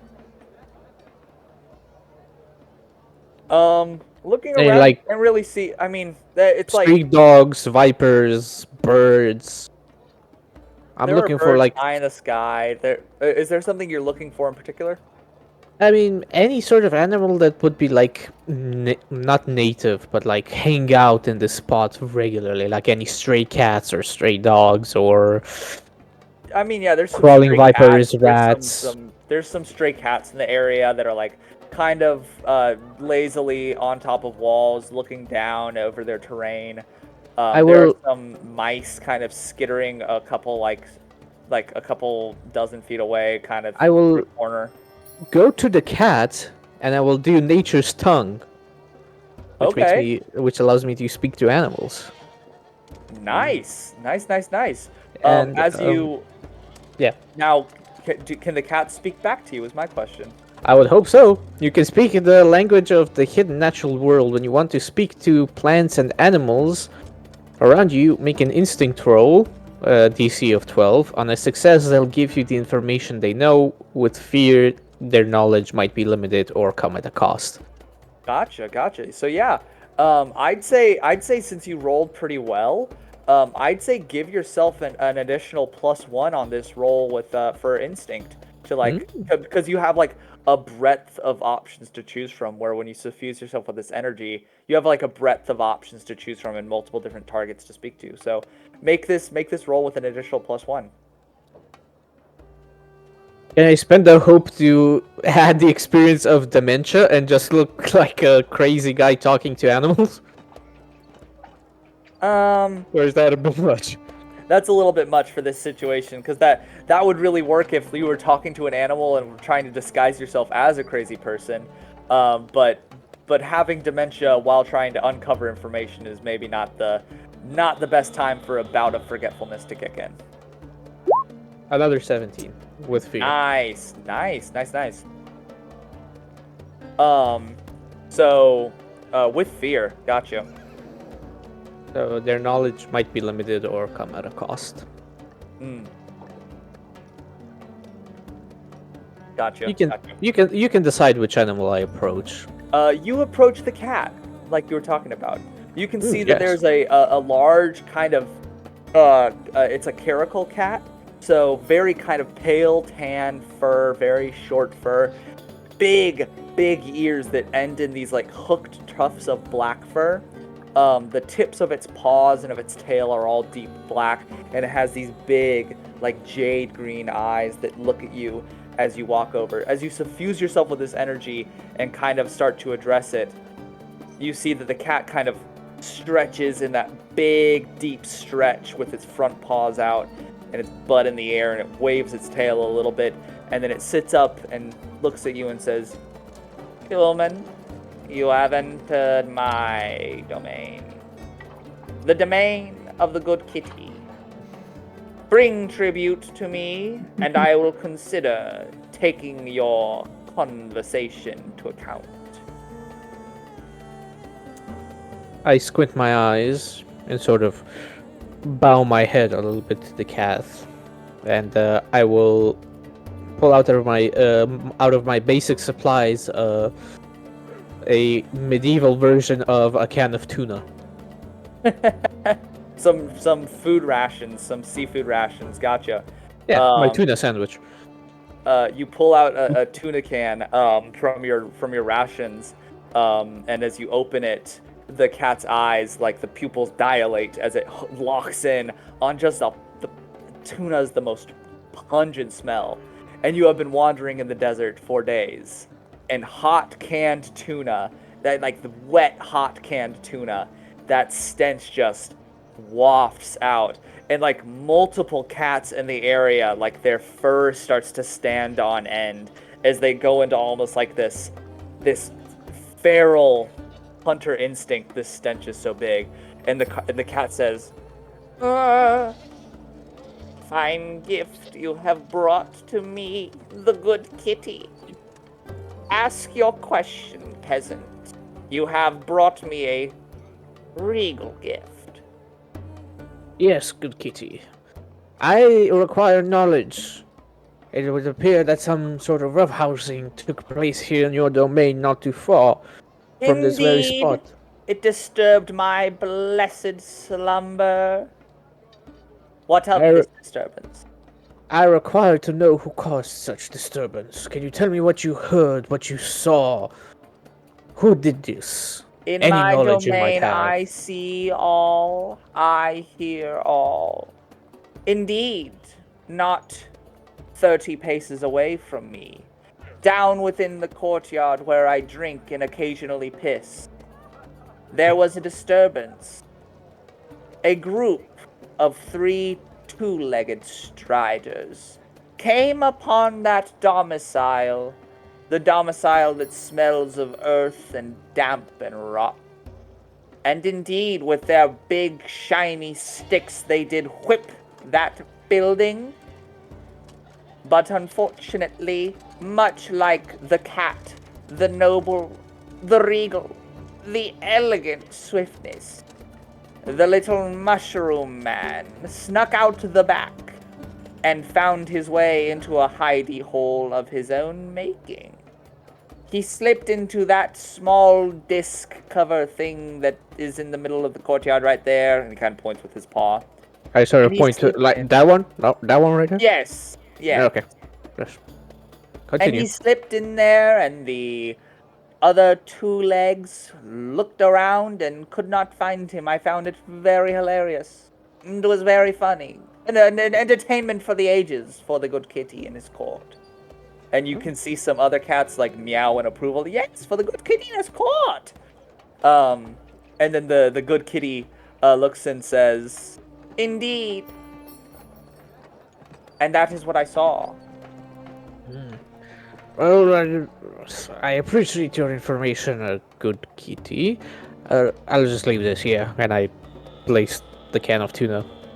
Now the floor. go and return to me when you have more questions with more of this pungent food. And it just starts kind of eats up some of the tuna, and it's like, oh my god, this is good. It's like grossly eating this tuna. It's the most disgusting smell as this cat starts to eat it. I really should look through my bag. I wonder what else is hiding in here that's not supposed to be in this weather. Ooh. As I sort of go back to the group and say, good news, everybody! It's not only a murder, but it seems to be some sort of gang violence, as there were 3 attackers on that night. And it seems that they were indeed looking for the mycelium fellow. Okay. Reginald, I am very disappointed. Oh, yeah, sorry, I had tuna, did not give it to you.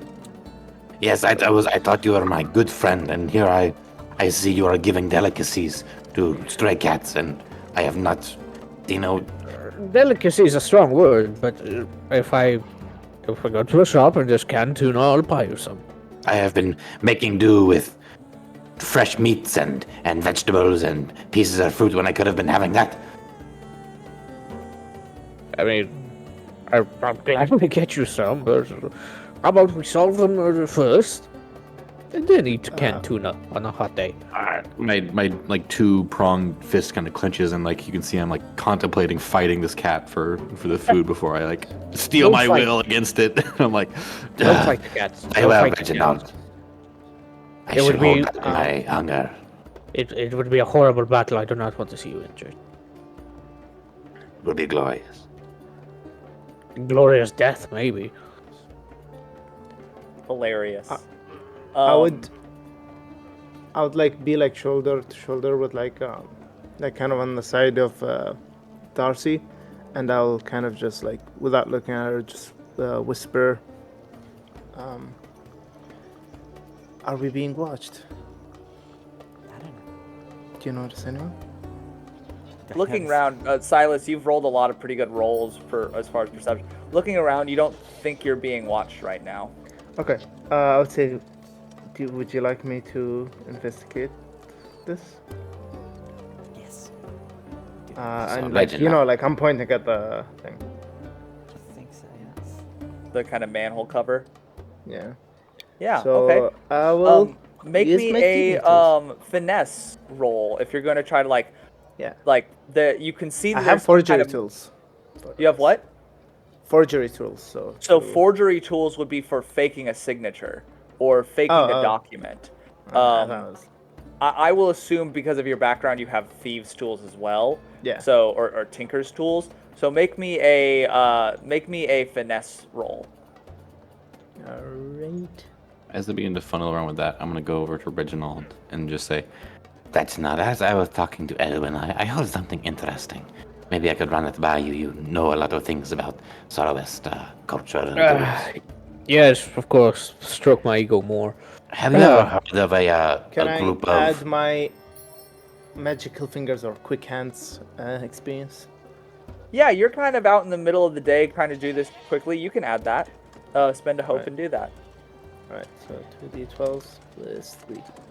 Do you know anything about a group of blind justice zealots who follow 20 a with fear. metal-handed crying man?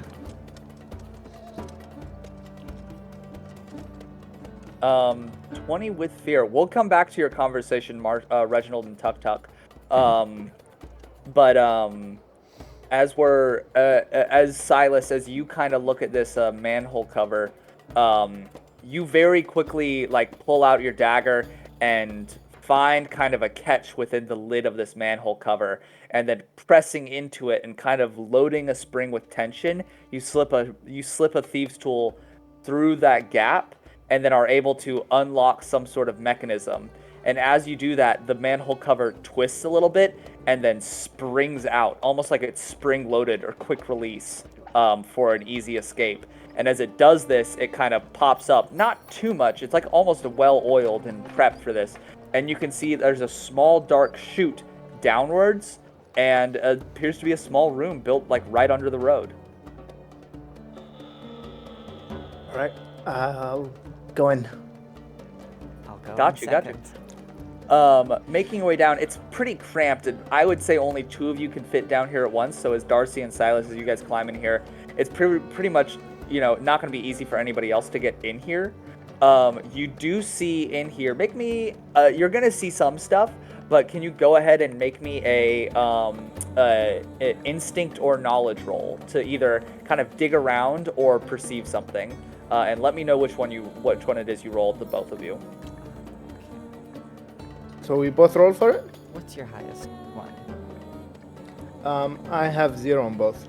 I have 1 on both, so I'll do knowledge, I guess. Do I roll 2 or is it like... Yeah. If you want to help him, or if you have an expertise that you think you would apply here for searching, let me know.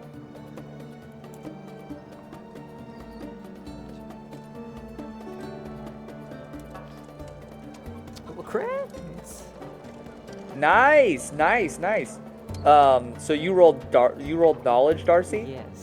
Okay, and So, Sylas, you roll either I would write the an 11 with 11 fear. with Gotcha. fear. Gotcha.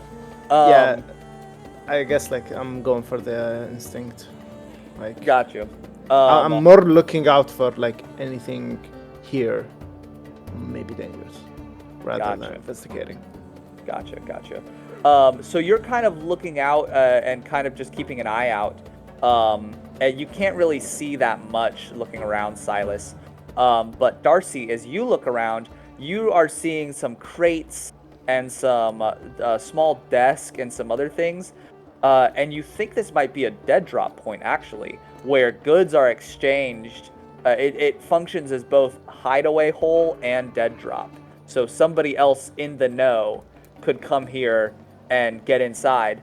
Sylas, I will say something you're noticing is that these are pretty, the elements of this space, what it's used for, and its construct, are endemic to, thieves guilds, and are a common sight for other people of a stealthy persuasion to pass goods and services, or hide away from people that might be trying to come after them, whether that's rivals or the law. Darcy, as you're Any- looking around, you kind of pop the lid on one of these larger crates in here and look inside, and you can see small little statuettes. Little statuettes that look like they're made of silver, but kind of picking them up and dusting them off and investigating a little bit, you tap on it with your fingertip, and it feels a little off. And rubbing the silver with kind of the blade of a knife or against the edge of something, you can see that there's a thin veneer of silver over what is maybe like clay packed with lead beads to give it weight. Little clay statuettes that are weighted to seem like they're pure silver. You think that maybe this was some kind of smuggling point for smuggling fake relics or fake statuettes to be sold in marketplaces around here for religious pilgrims. You sense that that's what this spot might be for. That's kind of the sense you get about this place. And looking around a little bit more, you do find a small note hidden amongst one of the crates. You can see that it says, give me 1 second. You can see that this small note says,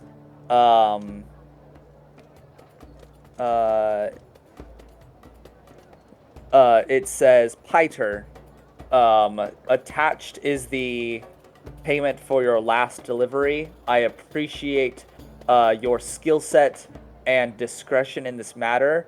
Please deliver these goods to your contact for delivery out of city. Once completed, our contract will be over, and I will contact you again should I require your services once more. Yours ever faithfully, Zara Rollo. And that is spelled Xara space Rollo. It appears to be a name at the bottom of that list. Sylas, come over here, take a look at this. I would read it. Sarah Rollo. Would I recognize that name? Make me a knowledge check. It's kind of tied into thieves guilds in the area, so you might be, as a thief, you might be pretty tied into this. That's a D12, my bad. A D10. Yeah, that was D10s. Yeah. 2D12. A 16 Another fear. Another fear. Wow. I'm succeeding though, at least. You're succeeding, yeah. I'm you're landing just perfect scared 12s. as hell. And indeed, you do sense a little bit of fear as you see the name Zara Rollo. You recognize the name Zara Rollo as a player in the region. Zara Rollo is one of those untouchable type contacts to have. Somebody that is so in the know and knows what's going on. The law just cannot ever seem to get a grasp on them or on their agents. Zara Rollo is one of those kinds of people that is like, you don't fuck around with them because fucking around with them gets you stuck deep in business that you might not have the skill set to get out of. You would know that Zara Rollo takes a lot of care to never leave tracks behind targeting themselves. Hence, kind of, happenstance, obtuse language surrounding things, never really saying what something is as per this letter, not really making something identifiable, always giving enough room to say, no, that might not be the case, and can't prove beyond reasonable doubt. You would know that Zara Rollo is a pretty big player in like kind of the local thieves guilds areas around the Shatterfall craterdoms. You can see me kind of like a bit afraid. Yeah. I'm like, yeah, she's bad news. We should probably not get caught here. And as you're saying this, you do hear what sounds like metal footsteps in the distance. And Tuk'Tuk, Reginald, and Triumph up top, the three of them turn and kind of see a group of maybe 4 of the Sand Watch kind of turning a corner and heading in your direction. They haven't seen you guys yet, but they are turning a corner and walking over. How far would I hear? Would I feel like I could have enough time to get out of this, or is it like a bit close? Maybe. I'm gonna ask Tuk'Tuk and Reginald, what do you guys do as you see them? Triumph looks a little bit like he like kind of looks down and he's like, shit, do I lock them in there or try to help them out? He doesn't really. He looks like he kind of wants to, doesn't want to get into a fight with the law because that's not the greatest thing in the world for somebody kind of devoted to order. But he like looks tensely about trying to get his friends out of a sticky situation. Well, Looking at the cover, is it halfway open? Is it a big metal plate that's just slightly tilted out of the way? Has it been like moved fully off to the side? It's like on a hinge and is open. Okay. Tuk'Tuk is starting to panic. I'm looking around. I brought my hood a little closer down around me. I'm looking at Reginald. I sort of look at Tuk'Tuk with the determination in my eyes. I just sort of grab him by his horribly broad shoulders, like, Jesus, man, like, calm down. And I'll be like, Tuk'Tuk. Yes. And I'll, what's the word? Maneuver Alpha. I sort of look at his eyes, sort of knowing that he knows what that is, as I Something that we've definitely talked about before. Yes, of course. And I sort of run over towards the grate, and I will sort of run as if I've been running for a long time, and I'll purposely trip and close the grate as I trip. and I'll do the Homer Simpson. Not the Homer, the Peter Griffin. Right on top of the grate, so they can't. Gotcha. Make me a presence roll as you run over. I will spend a hope to give you advantage. So I think that's what you get the plus d6 as I crouch down and say, Oh no, Reginald, you've severely injured yourself. I'm just rolling around on the ground. Wait. So I spend a hope. I think you get a plus d6. Yeah. Yes. Plus d6 to your roll, Reginald. Thank you. Minus While this is 1. happening, could I put one of those Plus- bootleg statues and just take it? Yeah, you can pocket a bootleg statue. The two of you listen, and all of a sudden hear old man go and fall on top of the grate, and then close the grate, and you're in utter darkness. I would like hold Darcy and be like, "Shh, it's okay." Do you do like the Scooby-Doo? Gotcha. You fall over, and the three of Triumph, Tuk'Tuk, and Reginald up top, you hear his guards kind of walk by and pass near. You can see one of them, a lady with darker skin and a thick, coiled, braided hair. She walks over and she says, "Traveler, are you okay?" I want to try to look extra pathetic, like when you see. I want to instill that feeling of when you see somebody old get hurt on the street and you just walk by, like you don't want to be part of this. Like when you see a homeless person. Old man bones. Yeah, and I'm just like. Dear me, this man is injured. We need to get you to the Temple of Resuscitation. Please, allow us. And you see the four don't move guards me. kind of walk It hurts. over. It hurts. Don't move me. Please, you are don't- injured. Allow us to assist you. You have clearly fallen over and hurt yourself I can assist myself. That's fine, good No, sir. don't lift him up. I am an Please, accomplished gentlemen. healer. Don't touch me. I don't need any help. Accomplished healer, and he is allergic to all other magics. I just keep trying to get up. I purposefully like keep slipping and I keep falling down, and I just look like super pathetic. It's like incredibly hard to watch, but I keep turning away any help. You I'm seem just like, unwell. I'm not old.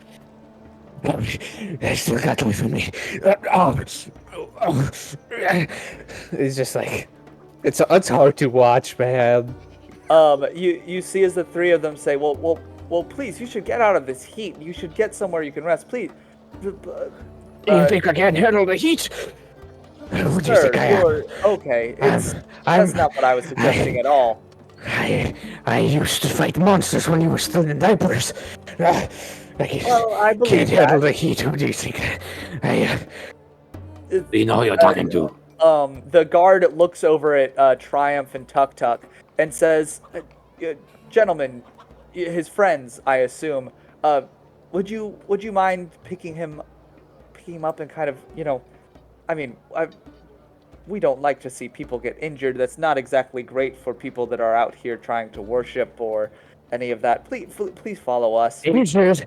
I'm This not guy out injured. here." Yeah, I'm I not didn't injured. know if we do not need to move him. As I said, I am accomplished Okay. healer. I can fix him. I can And get I'm up going to- on my own. I just need 5 minutes. Please go ahead and do that then. Yeah, I'm gonna sit Reginald up and then like start doing what I think are like mystical hand motions, just as like what I imagine a priest would do to like heal someone with like by waving their hands. Like, Come now, one. Stop waving your hands in front of my face. Make me a presence deception roll. I will give you a hope as for helping you. So okay, I D6. do +1 to this. Okay.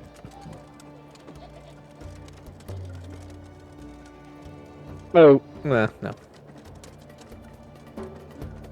Ooh. Oh, I assume that does not count as a crit, so that's a 5 with fear. that's a 5 with fear. I'll take my You +1 see up. as you begin chanting in this horrible, chittering, otherworldly language.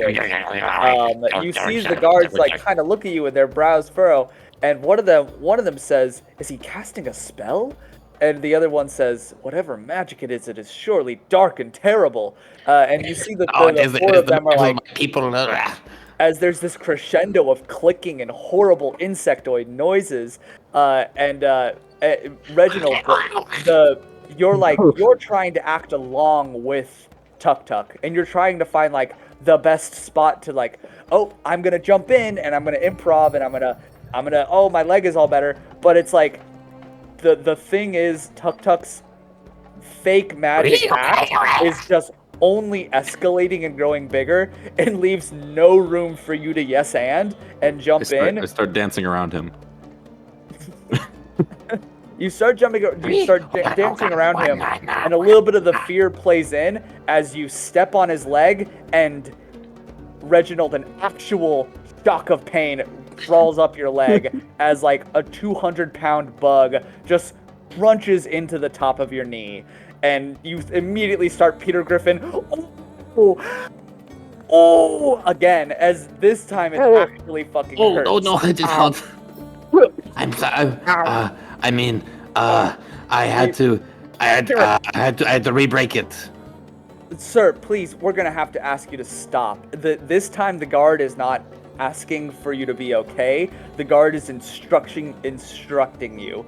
The situation has changed a little bit. I agree with the guard. Please stop healing me. This is not helping. And the guard says, please pick up your friend and follow us. Please, we gotta get him somewhere where he can sit down and rest. Please follow us. To my healing magics. I look to Reginald for direction. I don't need help as I get up, my leg actually now injured, that I lean onto one of the guards. The guard.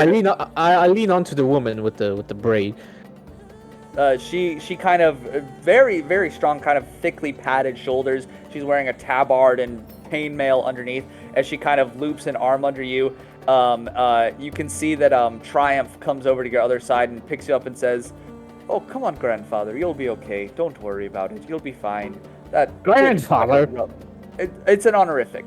We really look nothing alike. They kind of pick you up a little bit and kind of start to lead you down one of the side streets where you can see there's kind of like benches. It's in between two of the temples where there like might be some congregants let out at some point, and kind of leads you over there like under some garden trellises and whatever to get you kind of out of the direct sunlight and towards one of these benches where they might be able to get you to get Reginald to sit down. As Triumph sort of helps me, I sort of whisper in Triumph's ear that's right next to my face, and I say, "Get them out." As I sort of as they get me over to the bench and I sit down, and I'm just gonna try to keep their attention on me. Gotcha. Triumph will kind of nod, and Triumph, he will actually try to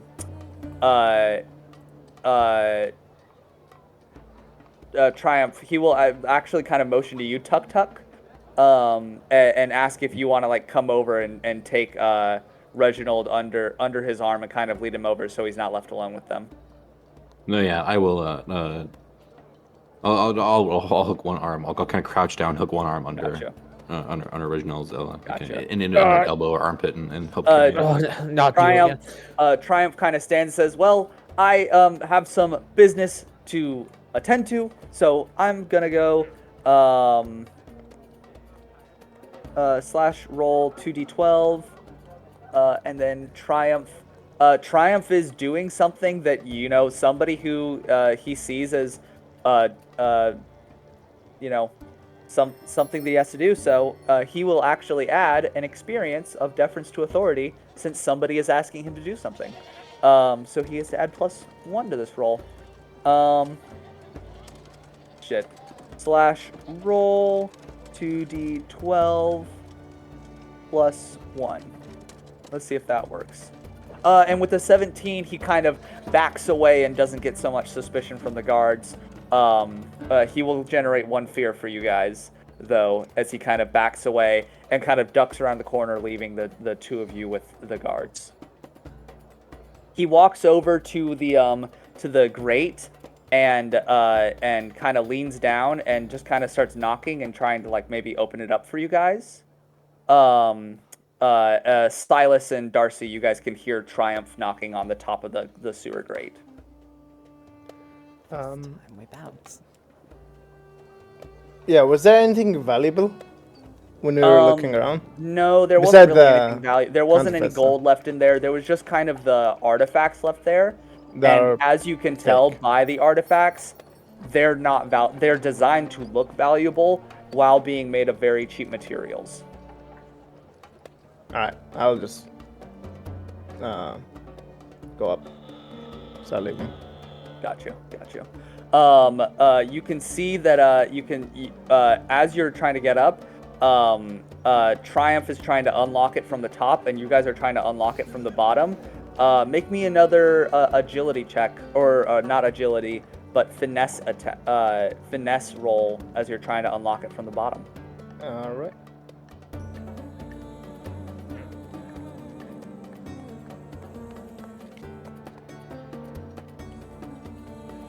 Another fear, but 16 with fear. 16 with fear, alrighty. The first encounter we're gonna face, he's just gonna have like a dragon just ready. Oh, it's gonna be bad. Gotcha. You hear a click as the lock opens, and slowly the lid rises back up as Triumph kind of helps you open. As he reaches down to grab you guys, we're gonna cut back over to Tuk'Tuk and Reginald. Tuk'Tuk and Reginald, you guys are with those 4 guards as they stand, and the lady with the brown hair, the brownish skin and the dark hair, she kind of leans down and says, "Good gentlemen, I hope you are doing okay. I do have to ask, what brings you to town?" I'm an adventurer. An adventure. Save people, hunt monsters. That's what I am. I We understand. have such a You're gratitude to eat. doing good, helping people around, making sure that the civilians are safe. And we as the Sandwatch do appreciate such things. If you're out here keeping people safe, then I do have to ask. A Why are you guardsman. traveling with a wanted criminal? Oh. Why are you traveling I'm with... not wanted. Since when am I wanted? She That was doesn't only seem to one be time. talking to either I didn't you. know her. I didn't know she was underage. That was just one time. Yo, what? I love Hey, actual timeout here. Remember when I put in lines and veils? Like, that's I got those. You're all good. Just She was- wanted to address it. I didn't know she was 350 years old, okay? Hey, that's pretty funny, actually. Jumping back into the game world. I know she was overage.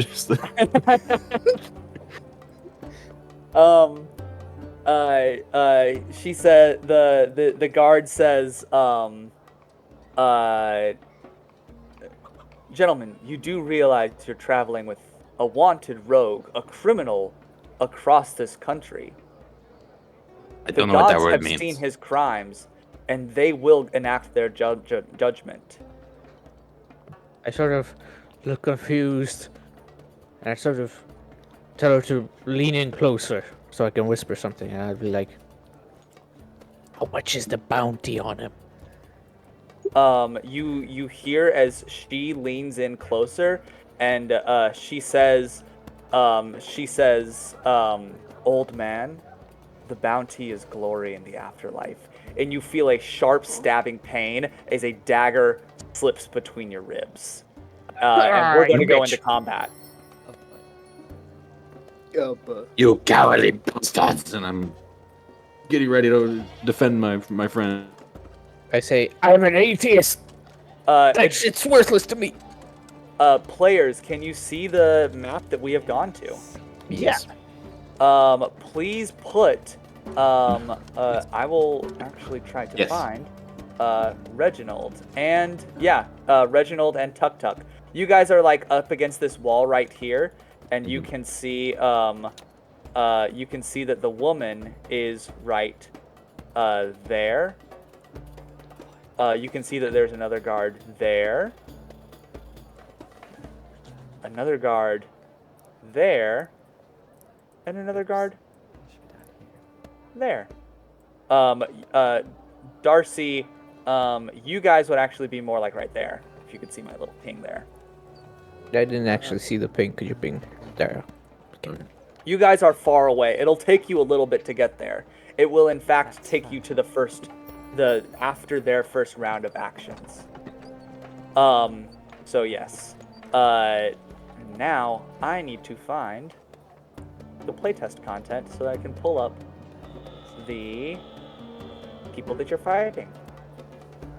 And this is a long-ass sheet, and they don't make it easy to find your monsters. Social conflict, running a campaign, tier 0. Give me 1 second to find all of the adversaries for you to fight. Gotcha.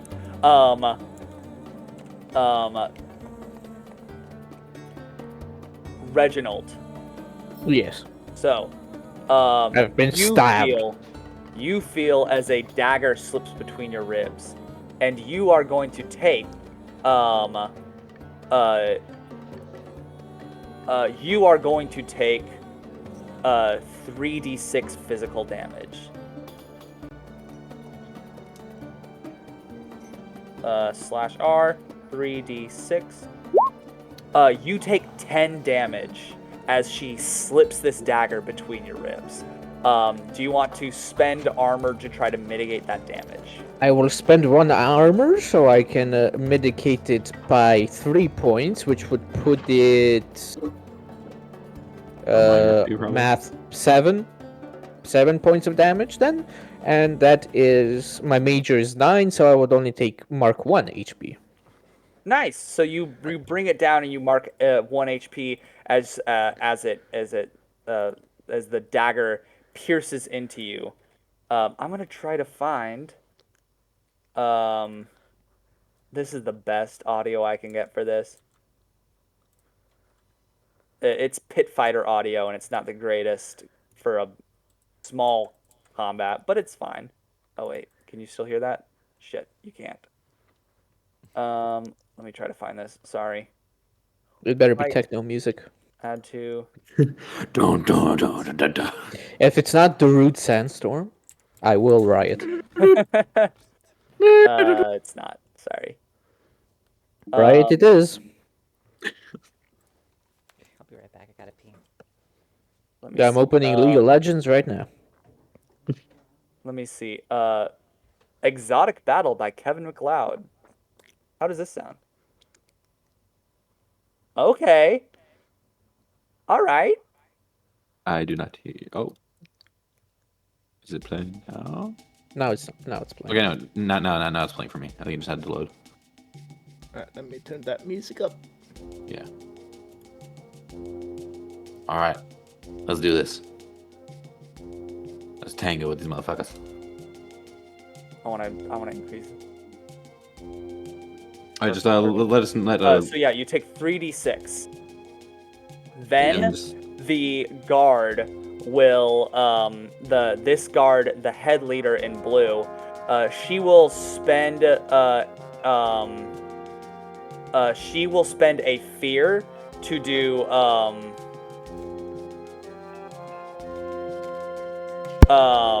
she will trigger fear to move all bladed guards into melee with the nearest target.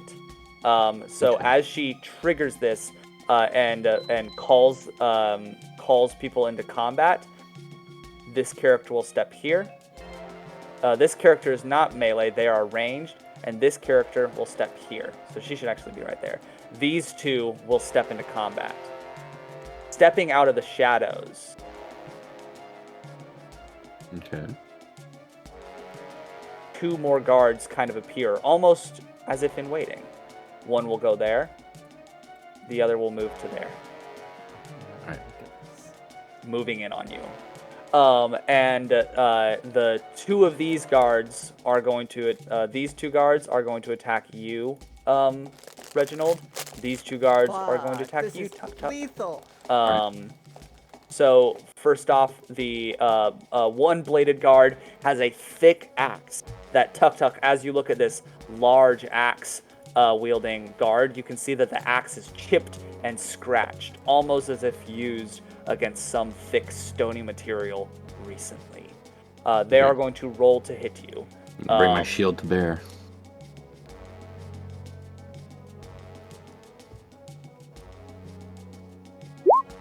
Does a 19 Yes. hit? A 19 hits your evasion. Yes, for sure. As this attack cuts through your defenses and bites into you, you take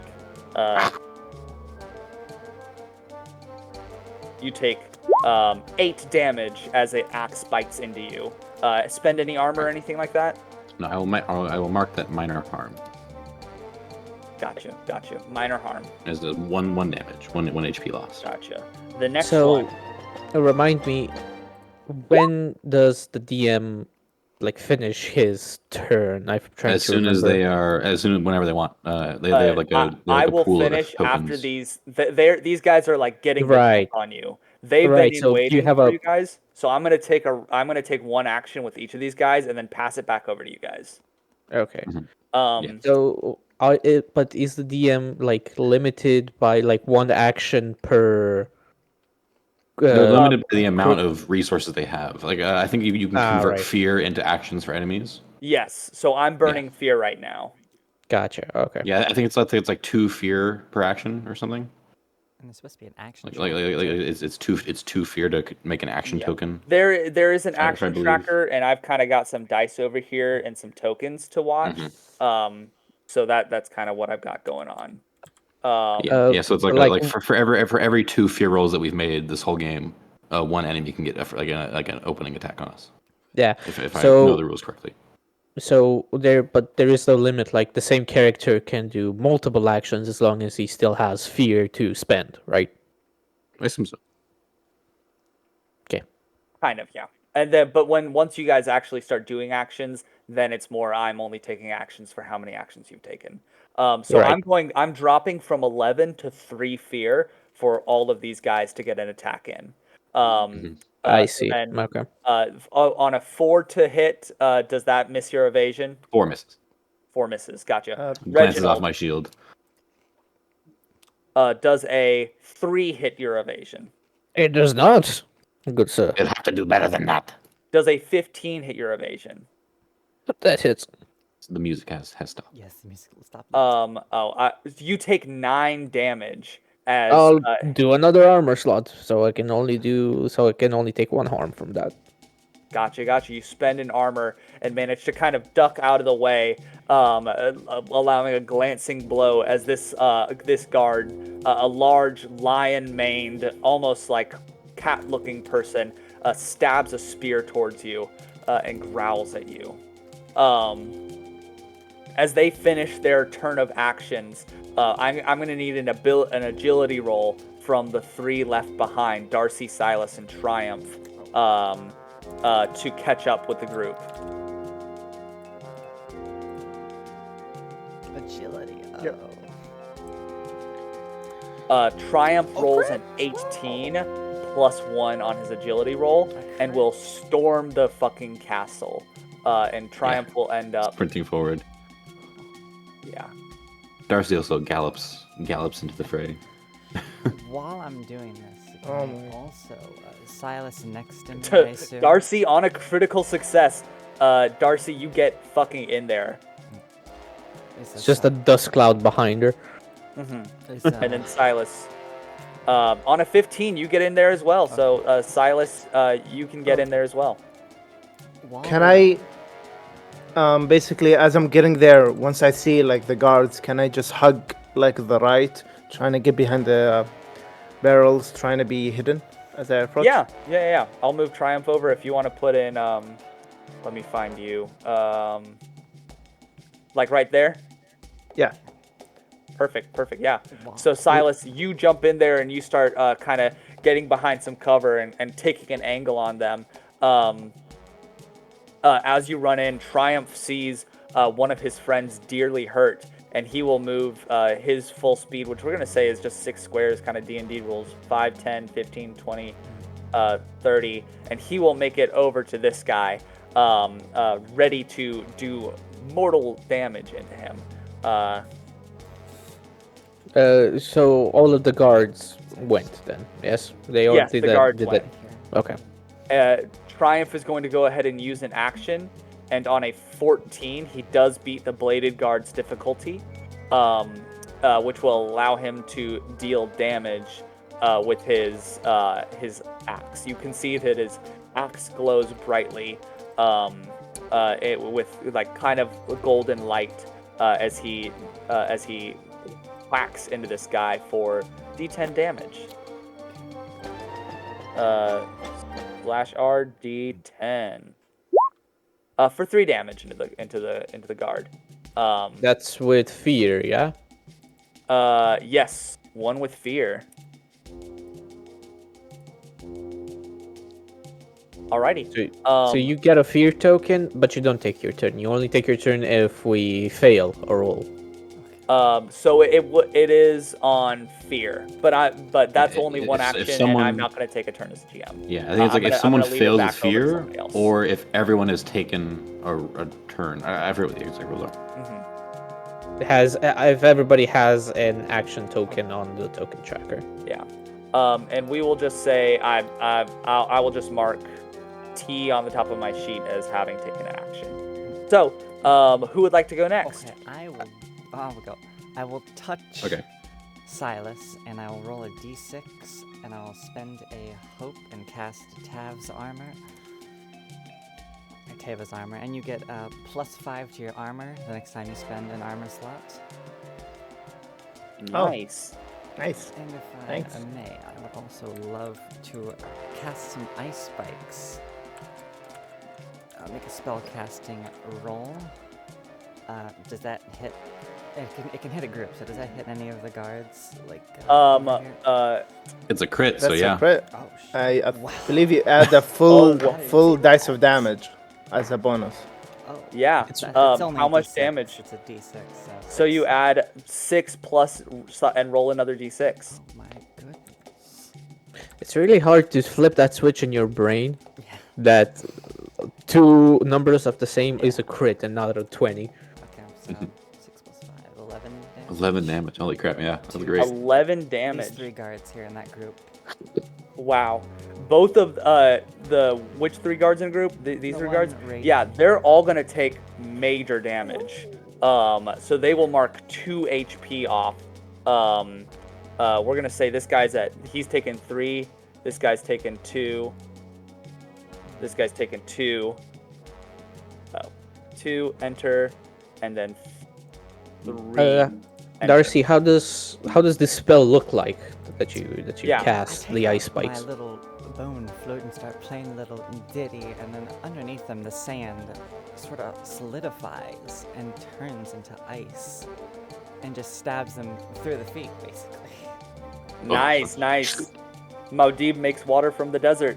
Luckily, I was already on the fetal position on the bench, so my feet didn't get stabbed. No. Your feet stay completely dry, but this storm of cold erupts out of the ground, throwing sand and dust into the eyes of these guards as it shatters into the air, injuring them. Who would like to go next? I would very much like to go next. Gotcha. If Go you ahead. allow me, Reginald. Yeah, sure. Okay. I'm just being beaten. The Here, first thing I on the do is bench. immediately get out my weapons and shield and just, You've made a great mistake fucking with Retian 3! and I will buzz out my wings. They don't quite let me fly 100%, but I kind of hover glide over the sand. It just kind of almost heavily reduces my weight. So I go from, being a 200-pound, heavily muscled, kind of creaking, hulking figure to a surprisingly nimble, kind of dashing, almost like on skates. You're like a little bit like a Radon in Elden Ring, like mastering gravity to loosen your own load. Yeah, to loosen my movements. You dig up dust and it gets into my eye. Yeah, in my cries for my Rethian, my new Rethian brotherhood, I'm going to embody my Orderborn dedications. Sick. As I go into I'll say I attack. Who was the one who stabbed Reginald? It was the lady. There was the lady. Yes. Yeah, I will attack her. Gotcha. Make Make your attack. So it's a D20 for my hope die. Nice. So roll 1d20 plus 1d12. Mm-hmm. And then plus my strength. If I'm using strength. And your strength, yeah. Okay. You get +2 to that. Yeah. Let's go. Is that a success? That's gonna hit. All right. Yeah, the guard leader. 19's gonna hit.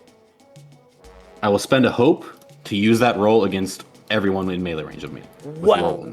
Oh, holy shit. Yeah, that's awesome. So what does it look like? And I will bring my warhammer around.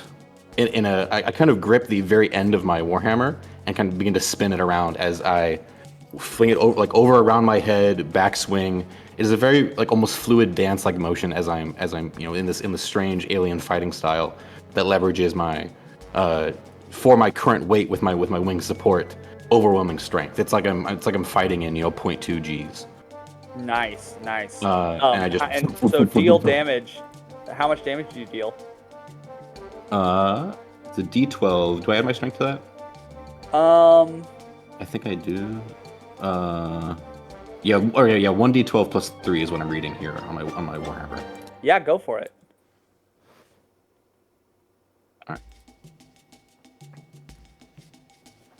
Alright. Give me 1 second. No, okay. I can reroll 1s or 2s, but Got you. not 4. So yeah, 7 damage to all 7 damage to every to the 7 damage to the so you're going to knock 1 HP off the head guard, and you're going to knock 2 major HP off of the 2 bladed guards. So you're going to deal a lot of damage to these guys. These guys are going to very, very injured very, very quickly as you bite into them, and the head guard will take a single hit point. These 2 guys over here look rough. As you smack them over the head with your warhammer, their mailed helms are clanging around on their heads as blood begins to pour out of their noses from the massive concussive force to their brains. That was sick, Tuk'Tuk. Yeah, and I guess I kind of with an opening flourish that kind of sees me standing over the fetal position body of Reginald against the rest of them. I'll just Awesome. You did roll with fear, so I will add 1 more to the fear count. But I will not take my turn yet. Right. But I do gain another hope because I roll with fear. Nice. That's when I fail with fear. Never mind. Are you still pinned into the wall, or is there space behind you? You are penned into the wall. You won't be able to get out of reach of them without them taking attacks of opportunity. Attacks of opportunity is a thing in this game, is it? I'm gonna say it is. It makes Alright. sense to me that moving out of physical combat is a rough thing, unless you want to try to make an agility action to get out of combat with somebody. If would I have to roll agility once to get out of combat with all three of them? I'd say it's for the instance of passing groups. So for this group that you're currently engaged with, you would only take one roll. Okay, and if I fail the roll, I stay put. Do I take damage? Do I still move? They're- I they're- guess they're gonna get an attack of opportunity. Yeah. Alright, sure. Let's try that. I'll move over here, get some distance on me so I can get my bow ready. And Roll it. So roll agility. agility. That's a +2 right there.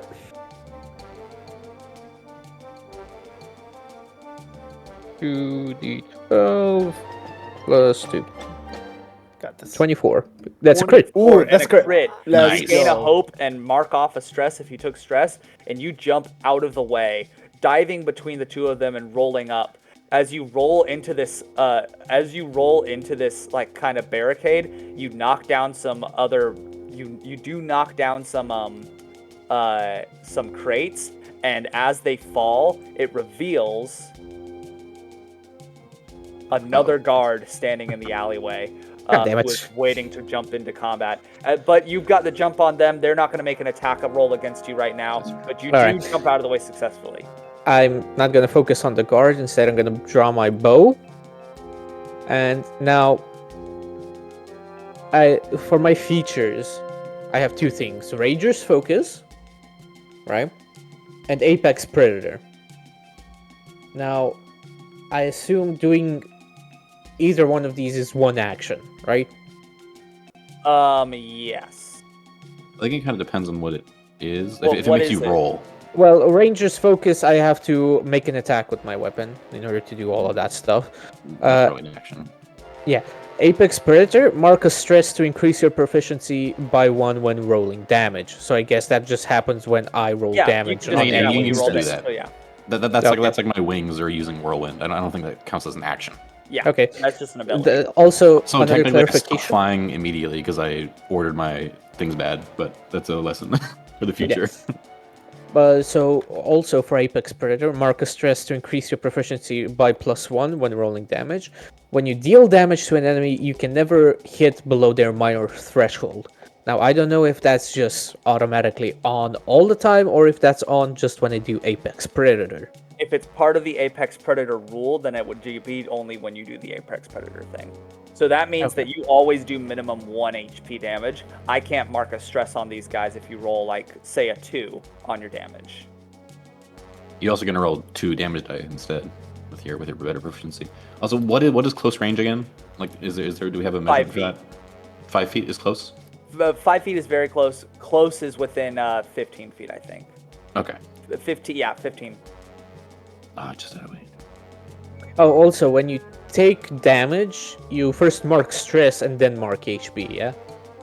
Well, if you take damage below your minor, then you take stress. That's right. Alright. Below my minor, and I don't think that's happened. Okay. In that case, with all that clarification made, I will spend a hope to attack with my Ranger's Focus. Yes. Who are you attacking? The bitch that stabbed me. Gotcha, nice. Yes.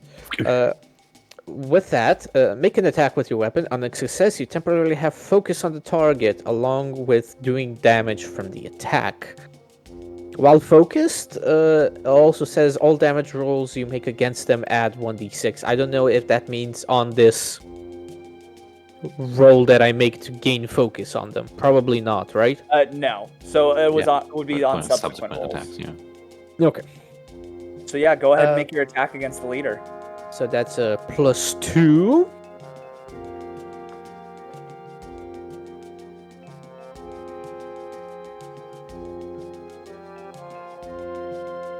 That's a crit. A crit. So awesome. Holy shit. Crit central.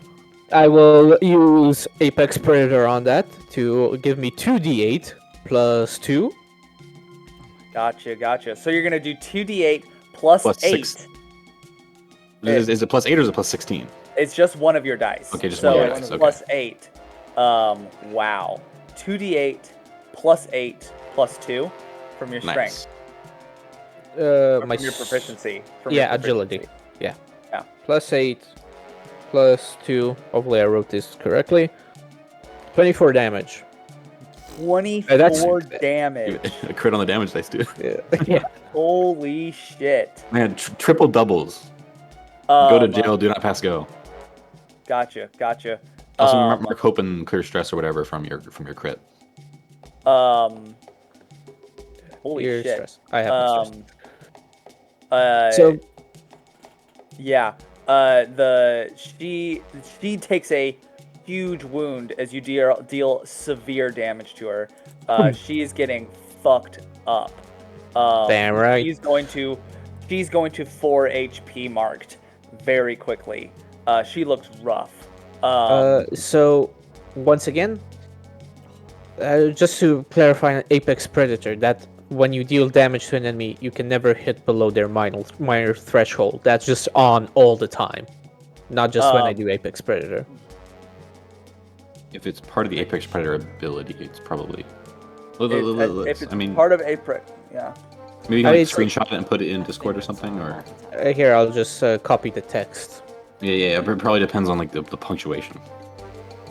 Like if it's tabbed out in like a separate entry as part of the card.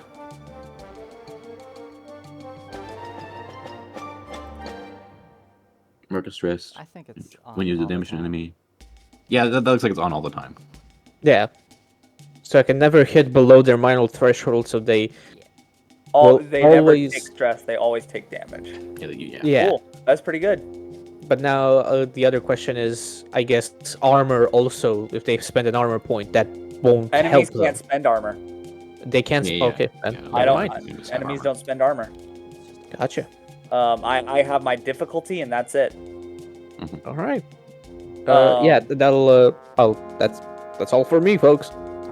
Gotcha. Sylas, over to you. All right. So would this be within far range where Tuk'Tuk is? And will It's there definitely be? within far. Yeah. I think far is the whole battle map, basically. Yeah. Okay. So yeah, I'm not. And would there be a significant shadow that this giant fairy type 7 foot tall has Ant-Man. casted? Yeah. It's a pretty moderate shadow. This entire area is shaded because you are under there's the sunlight. There are some torches down here, but most of the area is pretty shaded. Can I? Yeah, and also my wings are kind of out now. They're not quite buzzing anymore, but my wings are out, and my cape is kind of fluttering back behind me. So I do have a big, wide Can silhouette. I just use my shadow step to sneakily maneuver as a shadow to Just, reappear teleport behind me. behind? Yeah, teleport Teleports you behind him. behind you. Oh my Yeah. wamo, shinderu. They wouldn't see me. I would still be hidden with the shadowy magic. So you Yeah, just, I'd say make me an agility roll. Oh, it's an ability I have. Oh, hell yeah. Yeah, it's called shadow step. You can move from one shadow to a shadow when you step into a shadow cast by another person or object or an area of darkness. Mark a stress to disappear from where you are and appear inside one of the other shadows. You could... Wait, Nice. do I have to be in shadow? Would Well, I be in shadow I would right say now? this guy, because there's a light source right here, there's this guy right here, directly casting shadow right there. Okay, so I'll have to mark a stress to do that Okay. and just reappear hidden in I'm kind of cloaked in shadow and you Gotcha. can yeah. And so you're as gonna I move over appear there. there, yeah, as I appear over there, I'm not sure. See, because I'm hidden, I can add a sneak attack, but I'm using an AoE ability. Would I be able to add a sneak attack into that? Or would I be able to add a sneak attack only for one person? What does sneak attack say? Yeah. If you have advantage on an attack roll or an ally is in melee with you, with your target, always add a d8 to your damage roll. Probably to that. Probably just to that target then. Yeah. Probably just to the target. Probably not to Just one everyone target. in the AOE, but Well- just the one that sneak attack applies to. Yeah. Yeah, because she's Also, the only one everybody in who's- melee. Oh yeah, okay. This guy is also in melee to his left. Oh yeah, I guess if you're trying to hit these people. Yeah, if Yeah, you can reach that far, then yeah. What's the range of the AOE? Maybe don't hit me with it. Strike any enemies close to you. Close, so Make in spell your casting target melee. that's 16. Well, very close is within 5 yeah, feet. very close. So close. But Would I they would be say- within close? Close, yeah. I'd say these Yeah. guys over here Let's are fucking also go. viable Yeah, targets. because we said close was 15 feet. Oh, by the way, would I have advantage because I'm hidden? So here, hidden when you move into location where enemies can't see you are hidden. You are unable to directly target it by attacks, and any rolls against you as a rogue when you are hidden. Targets also can see when you move into line of sight. Yeah, you're no longer hidden after you move or attack. When you leave the hidden to make an attack, the roll has a advantage.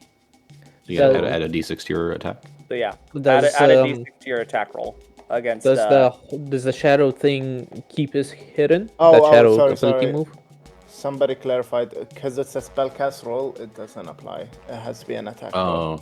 Oh, okay. That would've been Oh, cool. because like it's not a spell casting attack roll. It's just spell casting.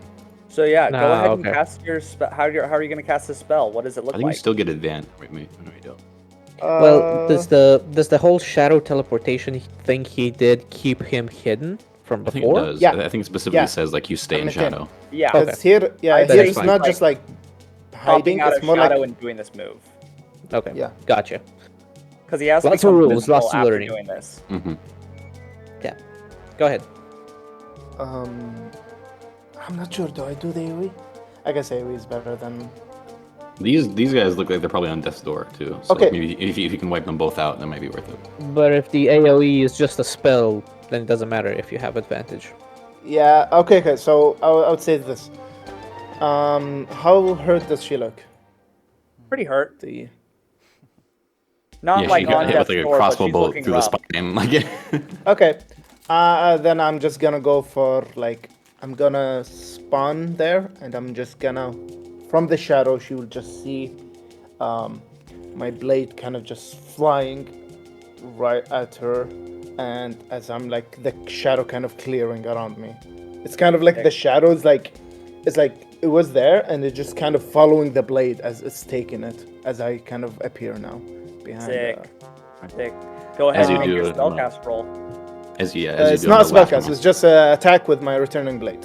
Okay, they can against go far. the lady. Yeah, and I'm All gonna right. add sneak attack to that, so I'll have advantage. So, It is good to have you at my back, Sylas. 2d12 plus 1d6 D6. plus 2, I believe. 19 with hit. fear. Very nice. Okay. 19 with All right. fear. It will hit. Oh wait, sorry. I meant to. I wanted to use 2 hope to increase the sneak attack damage.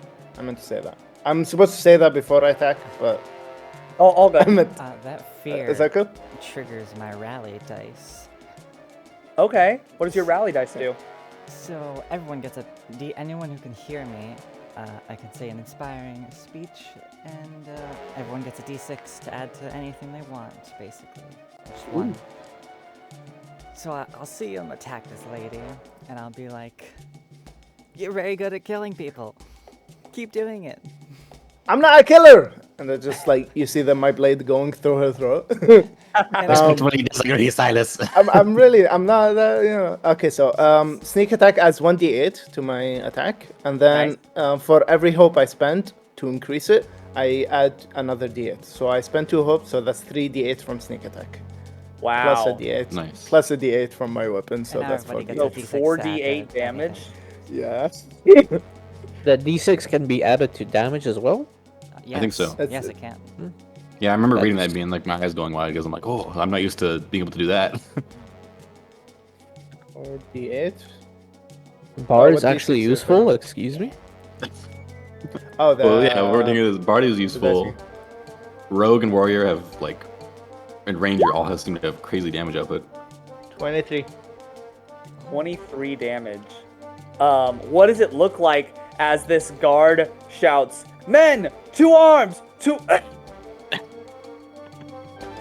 The dagger just gets lodged in her throat as blood pours out of her mouth and nostrils, and she collapses on her knees, grabbing the gaping wound in her throat. I want to stare at her as like the dagger, like with my shadow pushing it in with that power, kind of like holding her head, and just like, and I just pull it back.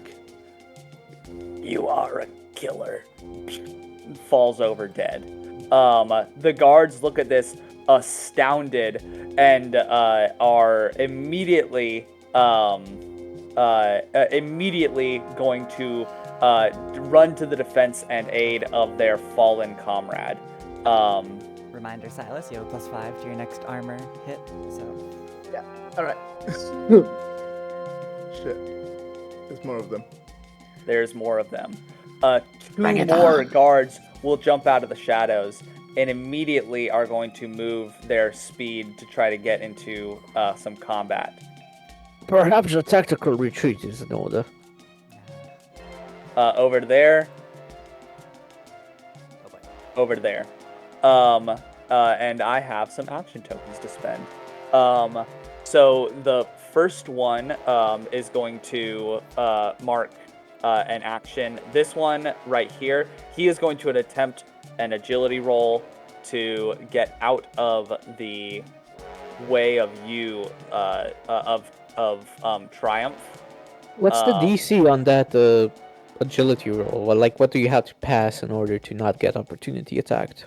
Good question. I'm gonna say it's 10 plus your attack. So usually gonna be 12 for where we are now, but it will go up. So 10 plus your attack modifier. Gotcha. He has. So it's kind of like your passive attack. Yeah. On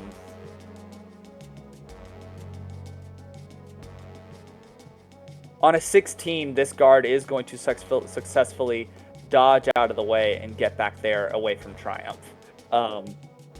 He is going to spend an action and is going to shoot at you, Sylas.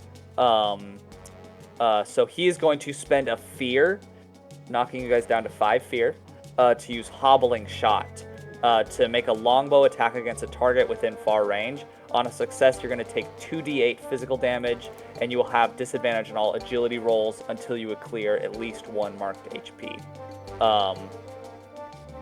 So he's going to make an attack roll against you. D20. A 3 plus 1. Does a 4 hit you? Oh, hell no. Okay, an arrow whizzes over your head and sparks into the cobblestone above. I stare into his eyes and I smile. Nice. This guard with the blade is going to make an attack. These 3 guards are all going to attack into you, Sylas. Sweet. Bring it on. 4 turns to a 5. Miss. Alright. Next one. Oh my god. Natural Fuck. 20. That's okay. Oh my goodness. I like. And a 5. I like. Okay. Okay, so with arrogance, One of I would them say, is like secretly I kind of genius dance. combat. I kind of dance like around that blade, like I dodge that like arrow Very and I cockily. stare into the guy without looking at the other guy. I kind of dance to sidestep his swing, and then that guy just clocks me. Nice. Like, ooh, fading in and out. Oh, So the one guard that attacks you, you're going to take.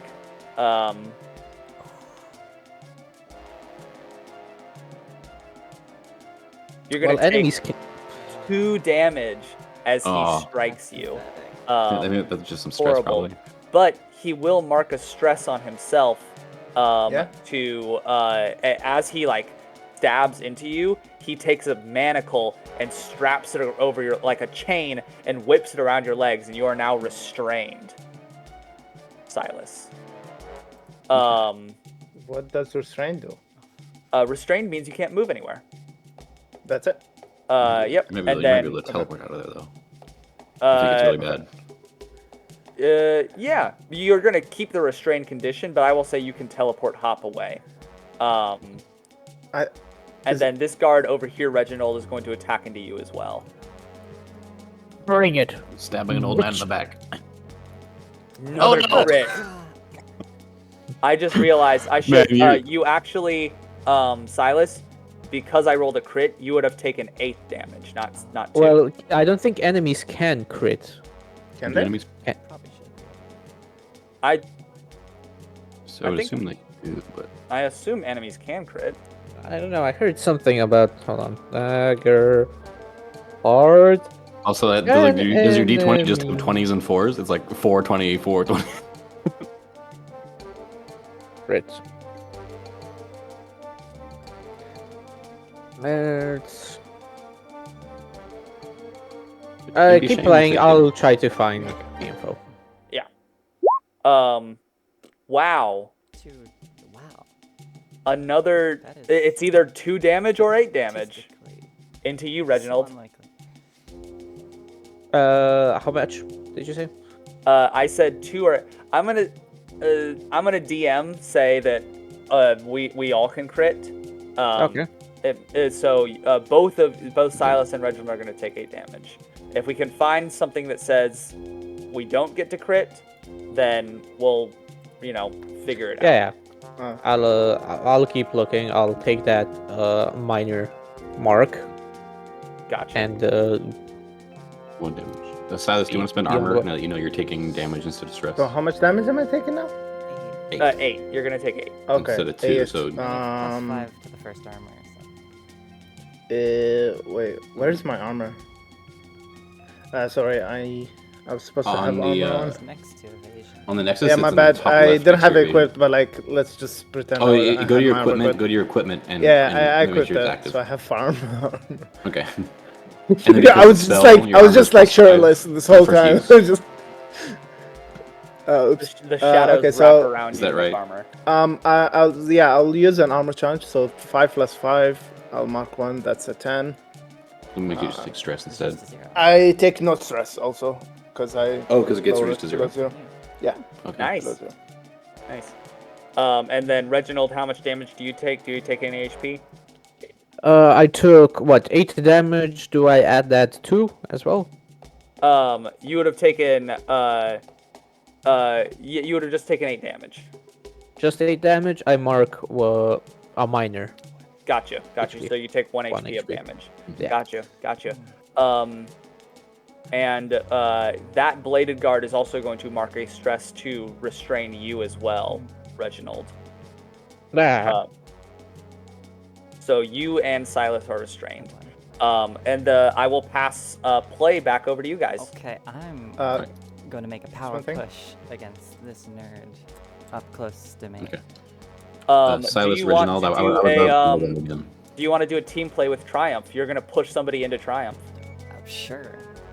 Hell yeah, So you guys are gonna do a team play. So both of Do you you have are 3 hope to spend? I do. Triumph. Okay. Hold on. Does this hit the guy? Probably not. But also, I think if you are doing a team play, you like add the results together or something. Like you do something crazy. Oh, okay. So does that hit?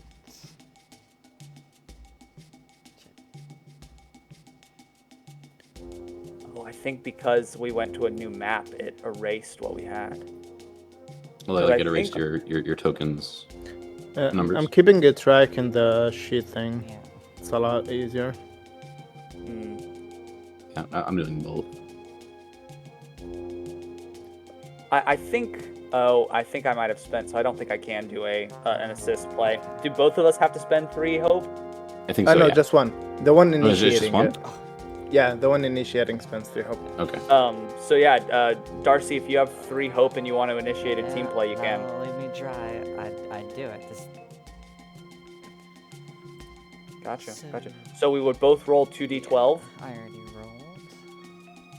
rolled. And because I am being a dedicated defender, and or actually, I'm going to, what is it called?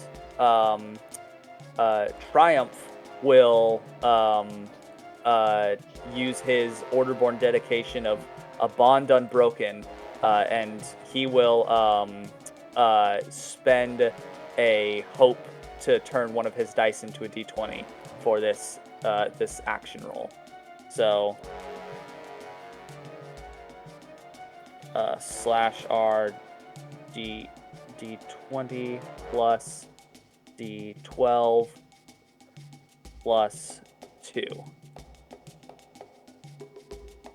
boy. 17 with hope. So he will go. Comes up at 26. So to 2 hope. I think that hits. Yes, that will hit. So I do 5 damage and push him, and it pushes him to a far range. So I'll just do it up to you. So yeah, you're gonna like push him over to here, and as you push him over there, then Triumph comes behind, and with his hollowed axe, you push him right into an area where he catches him on his shield and then whaps him with his holy weapon.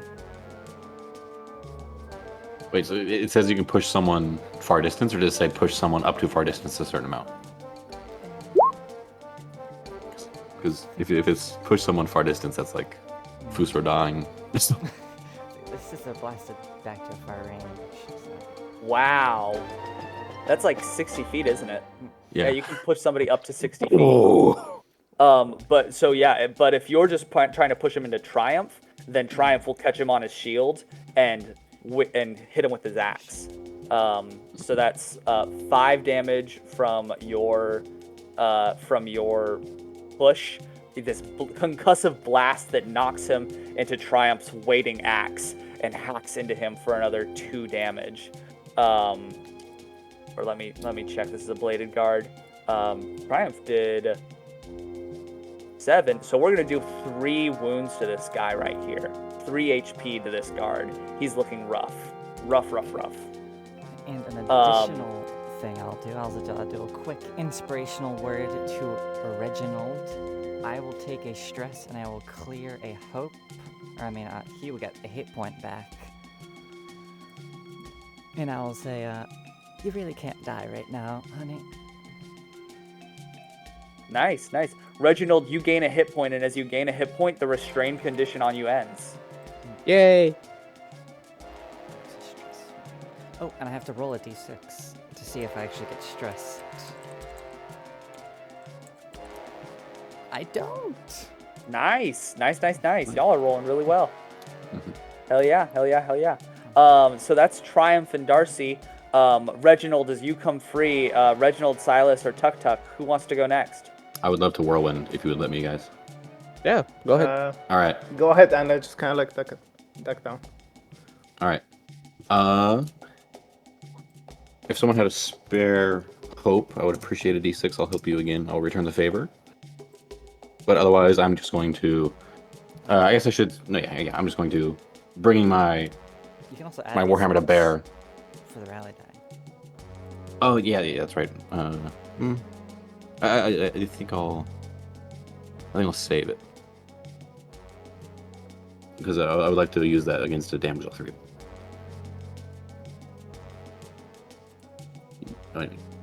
Okay. D12 plus 2. Yes, I'm just going to. Sylas, it is an honor to fight at your side again. And I'm going to try and attack this one. Nice. A 17 with hope. 17 with hope. Ooh. Nice. Hell yeah. So you attack into him, and are you going to do the same thing where you copy that 17 to everybody within range of you? Yes, I will. And maybe I forgot. The enemies that I spread to damage with a whirlwind, they take half. They take half. But you could add Gotcha. d6 Yeah. damage and do it all. Yes, and so I'm going to roll damage here. How many can you 12 hit? plus. It's in melee, right? All enemies within melee range. So There's no the 2 limit to the guys. amount. It just hits everyone Yeah, within melee range. yeah. So So it's going to be the 3 of them. Yeah. Yeah. Oh, It's these yeah, 3. that guy's melee. Yeah, I see. It's these 3, but only the purple one takes full damage. The other 2 take half. Yeah. Okay. So yeah, purple one takes 7. The others take rounded up, so the others take 4. Gotcha, 4. So as you deal that, both this guy and this guy drop to the fucking dirt. And this guy, he is going to take 1 HP of damage over here. All right, and then maybe I'll just kind of with like kind of like a forward lunge step, kind of just get up here in the crossbow guy's face to try and discourage him from shooting Sylas. Nice. And then that'll be all I do. All right. I'll just click my mandibles in his face as I kind of like stomp forward, like shoulders hunched, and looking like a just horrible predatory monster. Hell yeah. Sylas or Reginald? Can I go? Yeah, you can go. All right. So as that guy attacked me earlier, I'd like to add just like me using the armor, and because the 5 from Darcy is what like prevented me taking any damage. It's kind of those things where I'm being like arrogant and I just like get whacked in the back, but it's just like it perfectly lands on like my half plate, and like Darcy's armor just like protects me. It's like I can't look at Darcy like smile, and then I now just after he did his whirlwind, I will just do the same thing, but my own version of it. I do Rain of Blades, so I use 2 hope for that, and I do they all take d10 magic damage, so let me roll. Like those 3. Yeah. Does it just happen, or do you have to roll for it? Yeah, no, I roll. It's spellcasting roll, so Okay. it's 2d12s plus 2. And I learned, by the way, I could add sneak attack to it, because You could, okay. yeah. Apparently, spellcast rolls, if you're intending on damaging something with it, it counts as an attack roll. All right, but you're not hidden anymore, so. Yeah, I'm not hidden. Okay. Ooh, that I'd say is... you gain a sneak attack against this guy, but not against Oh the yeah. other. Okay, so add yeah, when I calculate damage. Yeah, because this guy's in melee. Nice. So Sylas, you do mark a fear, but you do a shit ton of damage. You're definitely gonna hit. So go ahead and roll damage. 1d10. Can I use the rally to add like a d6 on all of the on the AoE? Yeah. I think so. Yeah. 6. Okay, so all of them take 11 damage, and that guy with the sneak attack, because I would roll 1d8. He takes an additional 8, so he takes Wow. 19. So they all Takes take 11. 19. He goes to force HP immediately, and these guys go to 2 HP. As they take massive bladed damage from your strike. Both this guy in yellow looks severely injured. These 2 guys look okay. As you roll with fear, one of them is going to kind of muster through the intensity of it all, and he's just going to try to make a crack back at you through the pain.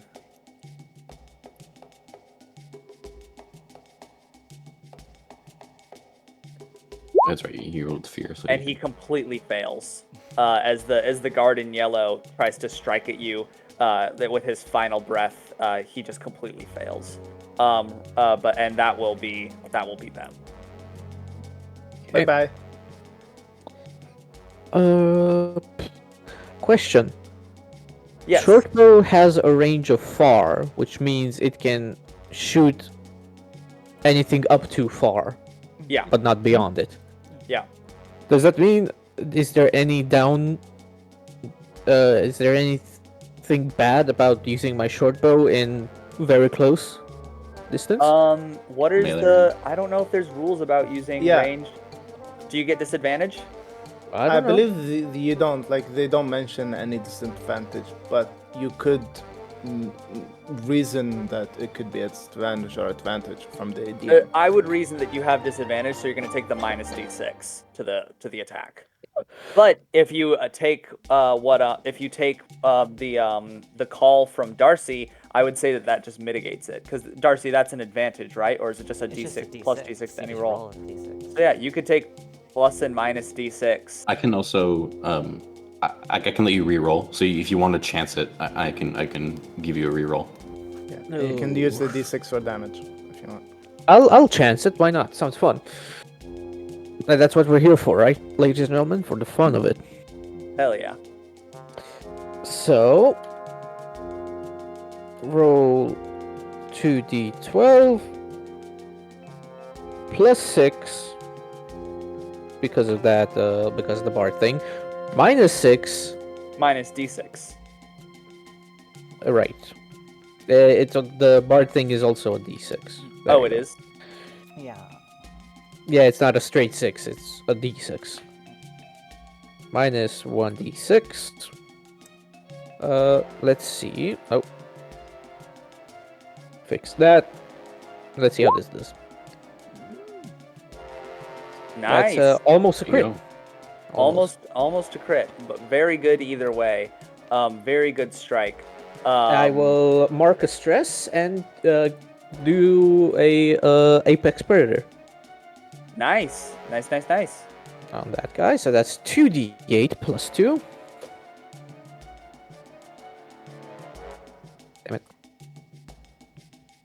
Roll 2d8 plus 2. 8 damage to the guy. Nice. 8 damage against that guard.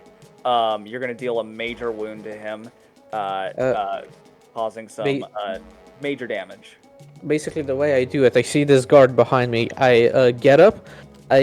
The hand with the bow on it grabs him by the collar of his armor. I go in for a punch him in the face, and as I forgot to say, I grab an arrow into my head, then punch him into the face.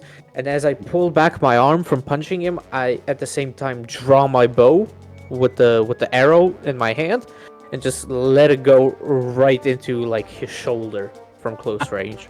He calls out in pain as this arrow sprouts out of his shoulder, and as he grips it, he pulls it out, and he shouts, "This is for glory, and this is for honor!" And the villains are going to take their attacks, starting with this guy attacking back into you, Reginald. But yeah, because I rolled with fear. Yeah. Also, it's like full Legolas, like elderly Legolas moment. Just With Damn a right. 15 Oh, to no. hit. Yeah, that hits. I got a 13. Gotcha. 15 By to one. hit. You're going to take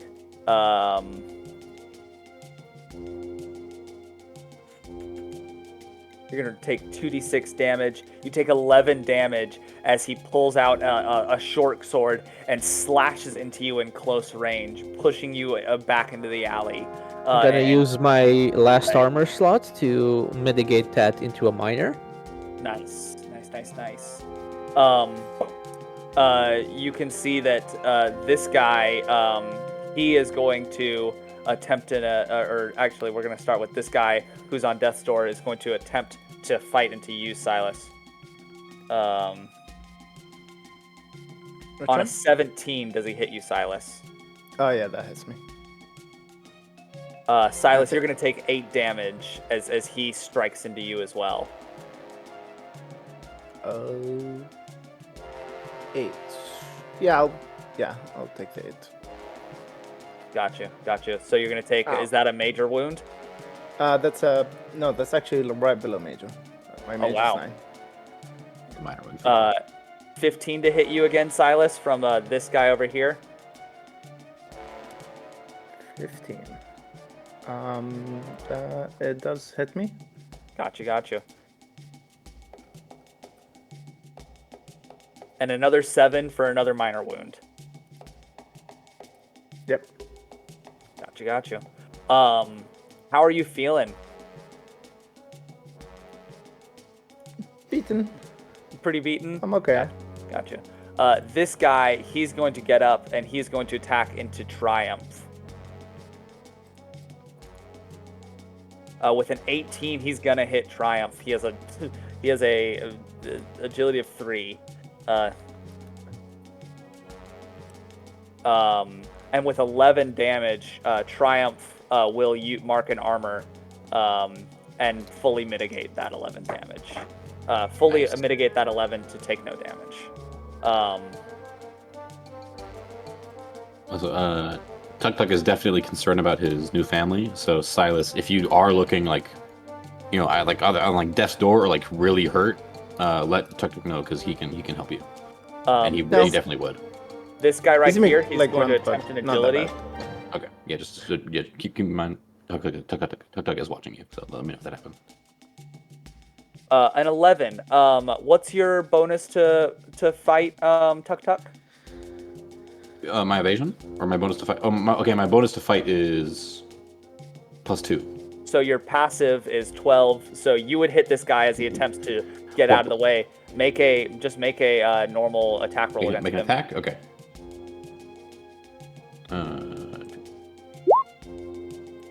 16 with fear. 16's gonna hit.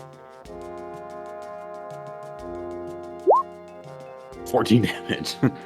14 damage. Holy shit. Hit him in the back of the head with the warhammer as he runs away. This archer guard, his severe is 10. How much health did he have? He takes 3 and immediately, as he tries to get away, drops to the fucking ground as your warhammer cracks him in the back of his skull, leaving a bloody mess and it's splattering off into a direction. Tuk'Tuk calls it a warhammer. It's a maul. It's like it's an actual. It's like a 4-foot long, 60-pound. Like you should be two-handed weapon, but Tuk'Tuk is swinging it around with one hand. Sick. That's sick. Awesome. All the guards try to move out of the way and reposition, but find themselves rapidly dwindling as we move back over to you guys. What would you like to do? I'm gonna cast some ice spikes again to this group of people. That's a 12 with fear. Does 23 hit these guys over here near Sylas? 23 will hit these guys near Sylas, yeah. I'm gonna do a d6 and add another d6 with my bardic thing for 2d6 damage. It's gonna be 10 damage. 10 damage. Gotcha. Let me check where these guys are at.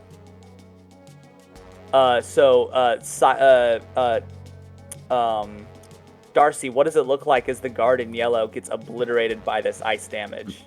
The ice spike grows up from the feet, and you don't see it, but it just spikes all the way through it and out the mouth.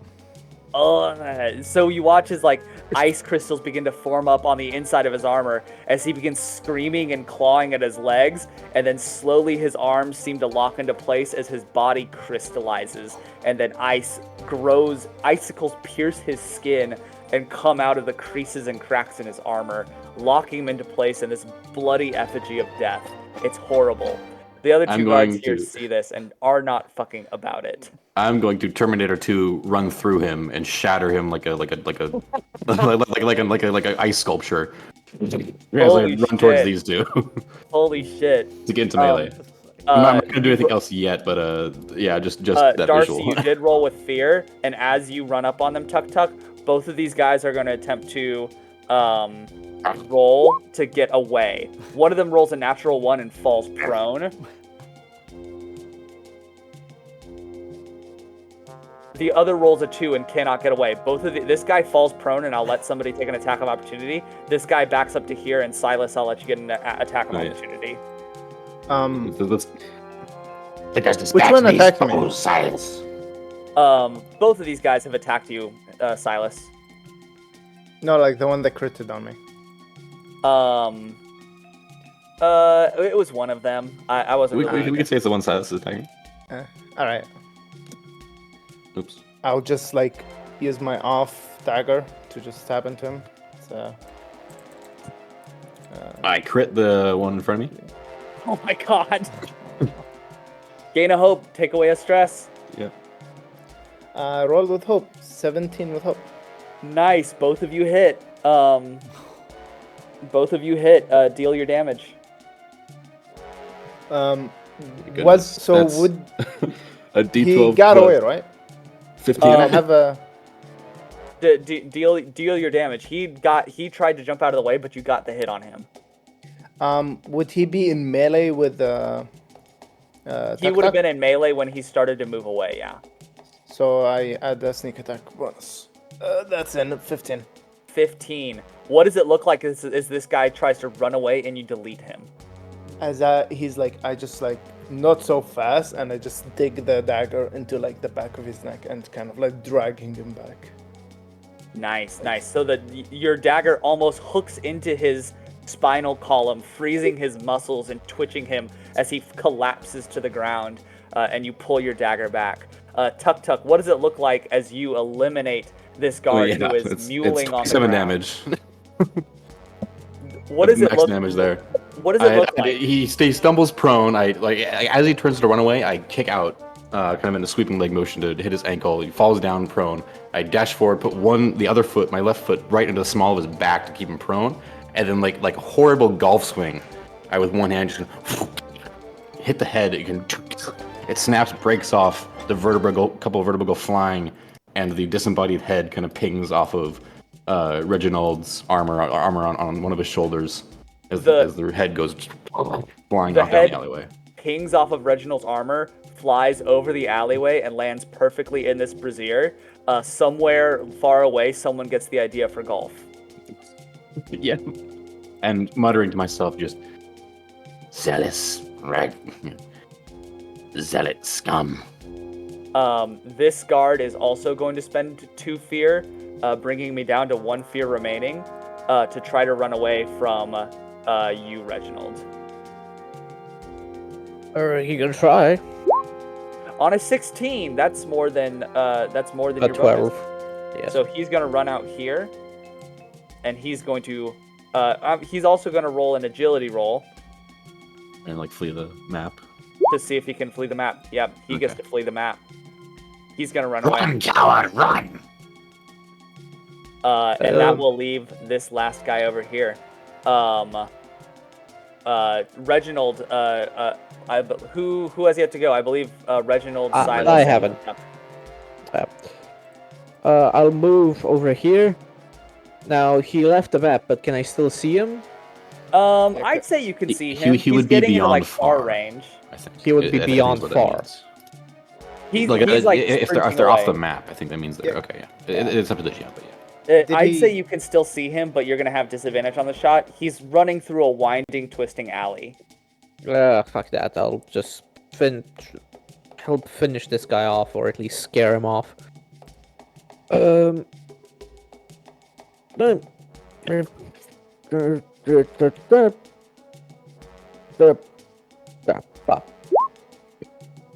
16. 16 With fear. Fear hits. Gonna mark an under stress for Apex Predator. So it's a 2d8.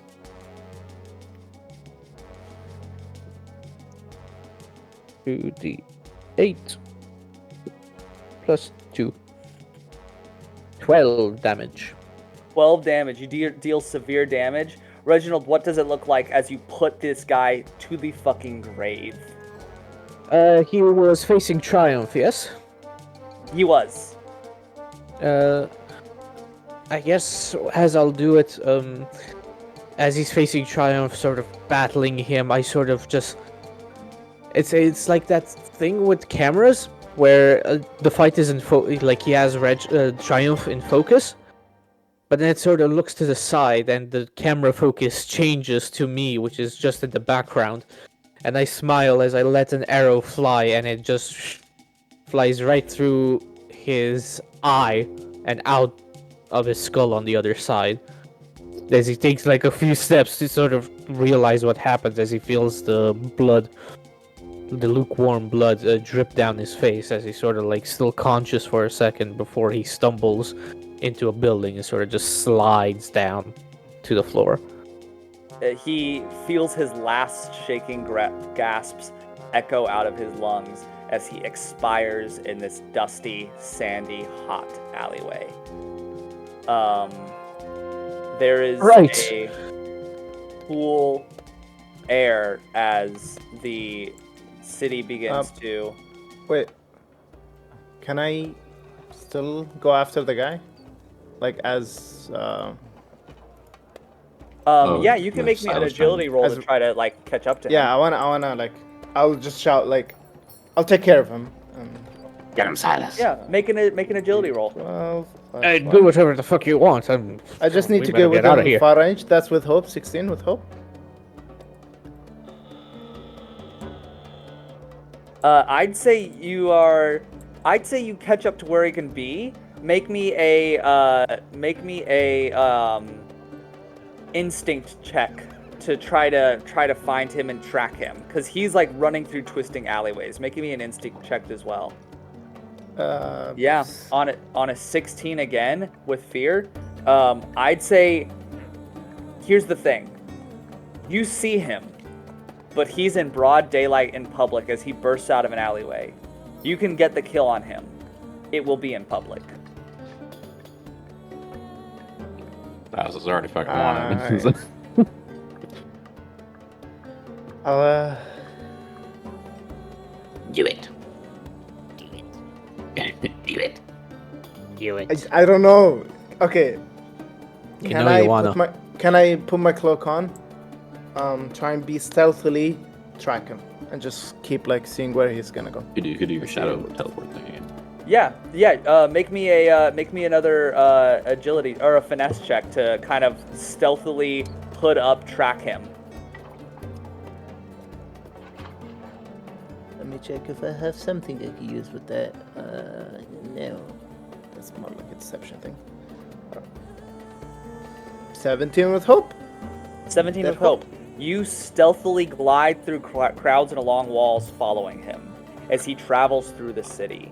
He's moving I can totally he's see moving it. solidly in a direction, and you notice as he's running, he's like slowly trying to like wipe the blood off of his tabard. He pulls his helmet off and stops at a fountain and just washes his face off, blood trickling into the water, forming these dark red whorls. As he puts his helmet on and kind of tries to look around, see if he's being pursued, and then kind of bustles off back in a direction. You can continue to follow him. You have an idea for the direction he's going. He is going towards the north side of the city in a direction along a certain road. So you're pretty confident that you could follow the general area he's going into. Following him further will separate you from the party, and they don't know where you are. Yeah. So you can either choose to keep following him right now or try to come back to the party. Is there a way I could like just kind of stand up and just kind of try and look at least is he gonna take like a turn or is he going to a building? And just like I just stand there watching, like just try and kind of get some kind of elevation. Um, He's into a different part of the city. Yeah, I'd say where you are in the city, again, using some of that terrain where it's like multi-leveled, bizarre type terrain, you manage to like get up on another building and follow and like track him with your eyes as he wanders through the crowd and like makes his way. You're very confident that he's going to stay on the street, and as he like kind of becomes, you know, more mouse-sized and then more ant-sized as he gets into the distance of this city, you watch as he kind of follows along, and then kind of towards the end of where your eyes can see, he ducks over to the left into what looks like a complex of a couple of temples. You lose sight of him, but you're confident that you know the area that he would be in. All right, I'll double back to my team. Gotcha. The rest of the team, what are you guys doing as Sylas is making his way back to you? Getting the fuck out of here and hiding. I'm taking all the metal pieces I can find off of the guards. Their armor, their weapons, anything made of metal. Metal is valuable to my people, and I want to take it. Okay, make me a instinct or knowledge check as you're like trying to pull stuff off and check them. I will No, give him. I'm not doing anything crazy. I'm just like if I just see metal, I'm picking it up off the ground. It's like a. I'm not I really will- rifling through pockets or anything. Yeah, I will assist him, give him advantage on this roll by saying, "We don't have time for this. Just grab the lighter stuff and let's go." And I'm sort of like pointing out what could we take? Like leave the armor, just take the stuff that's not wearing what they're not wearing. Instinct, you said? Like this. Make me a knowledge roll. Okay. Or make me a knowledge roll. Yeah. Oh.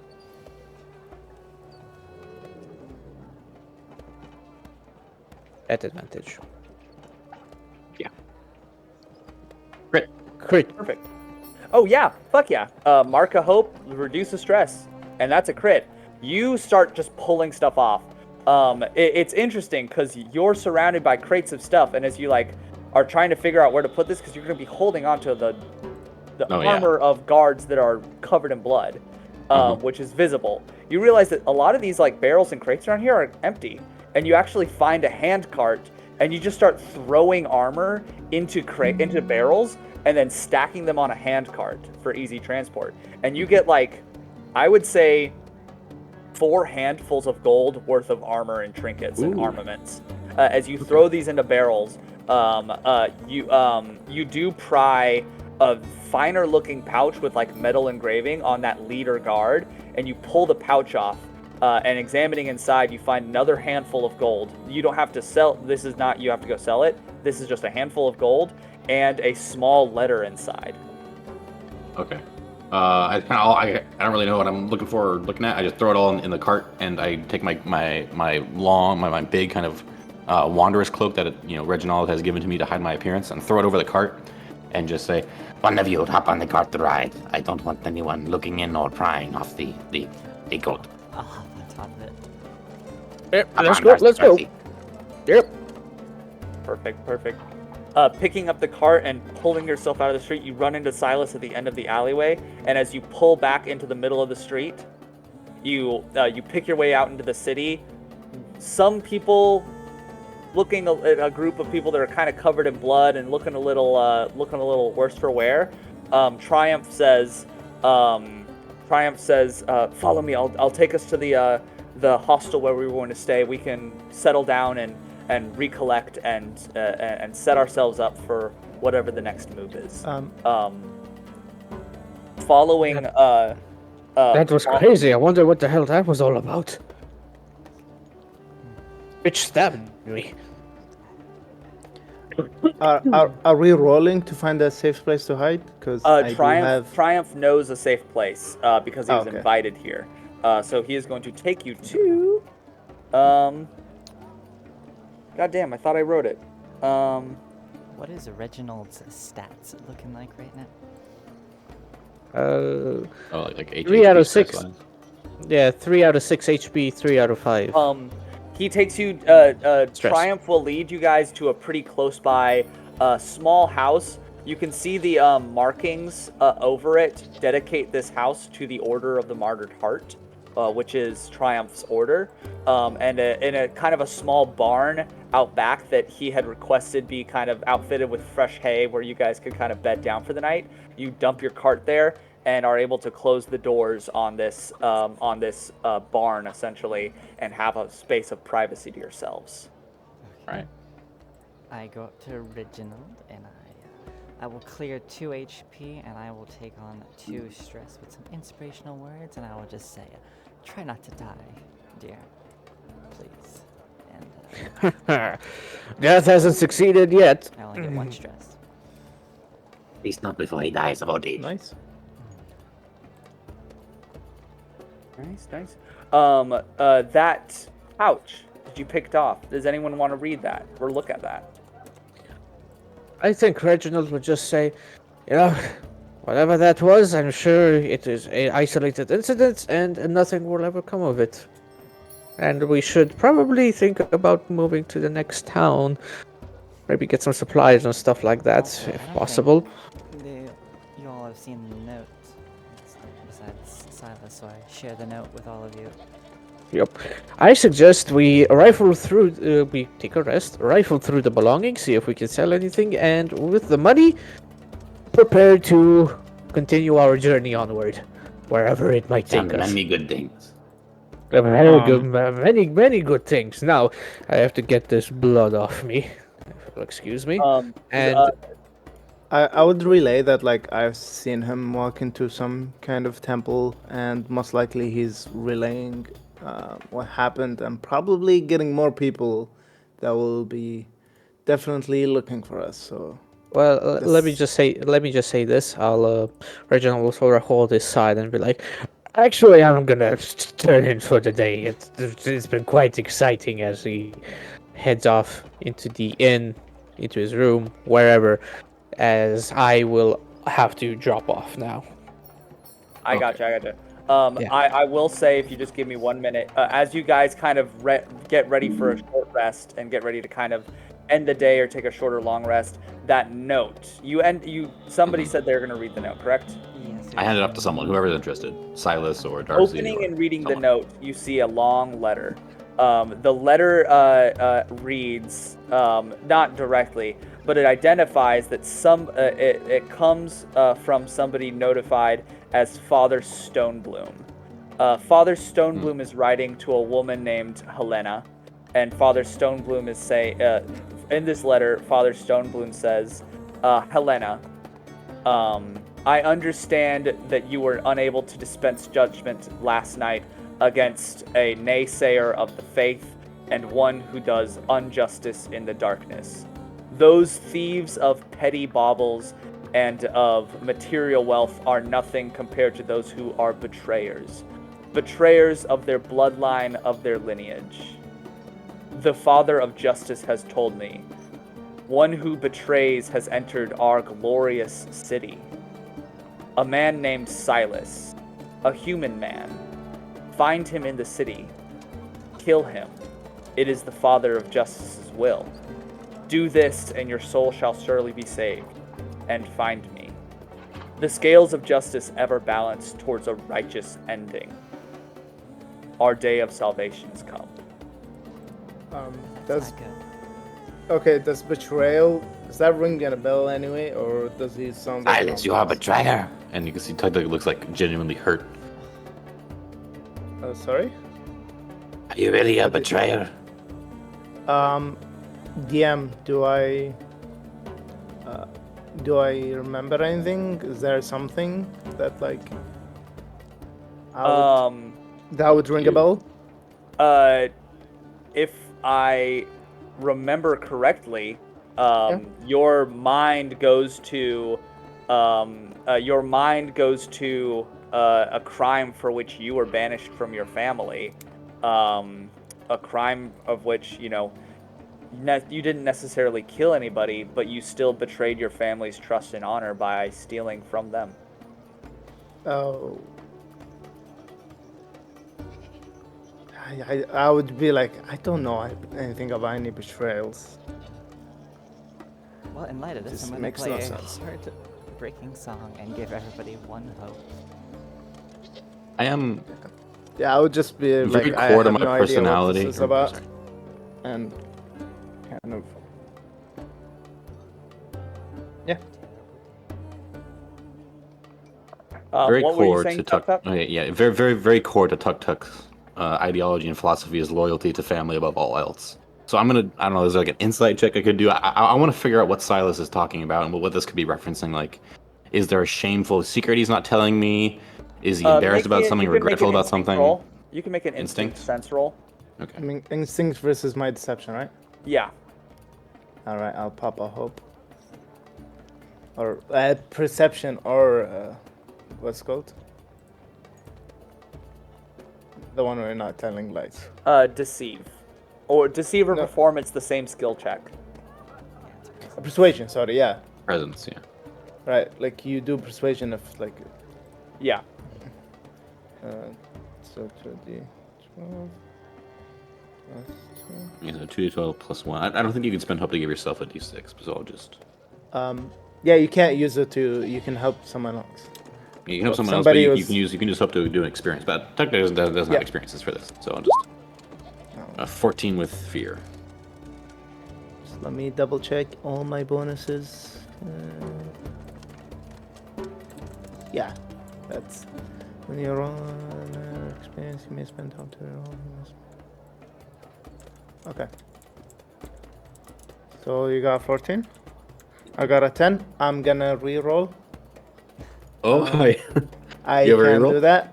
Yeah, as my human thing. Okay. Okay, so I can just straight up reroll. Oh,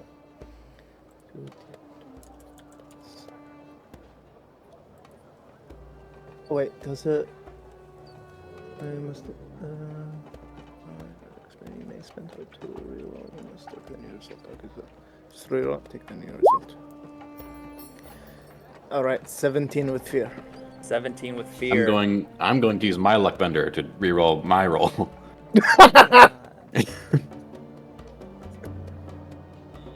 Oh, you have +4 to that shit? Yeah. I don't think I have any experiences that can help. Nope.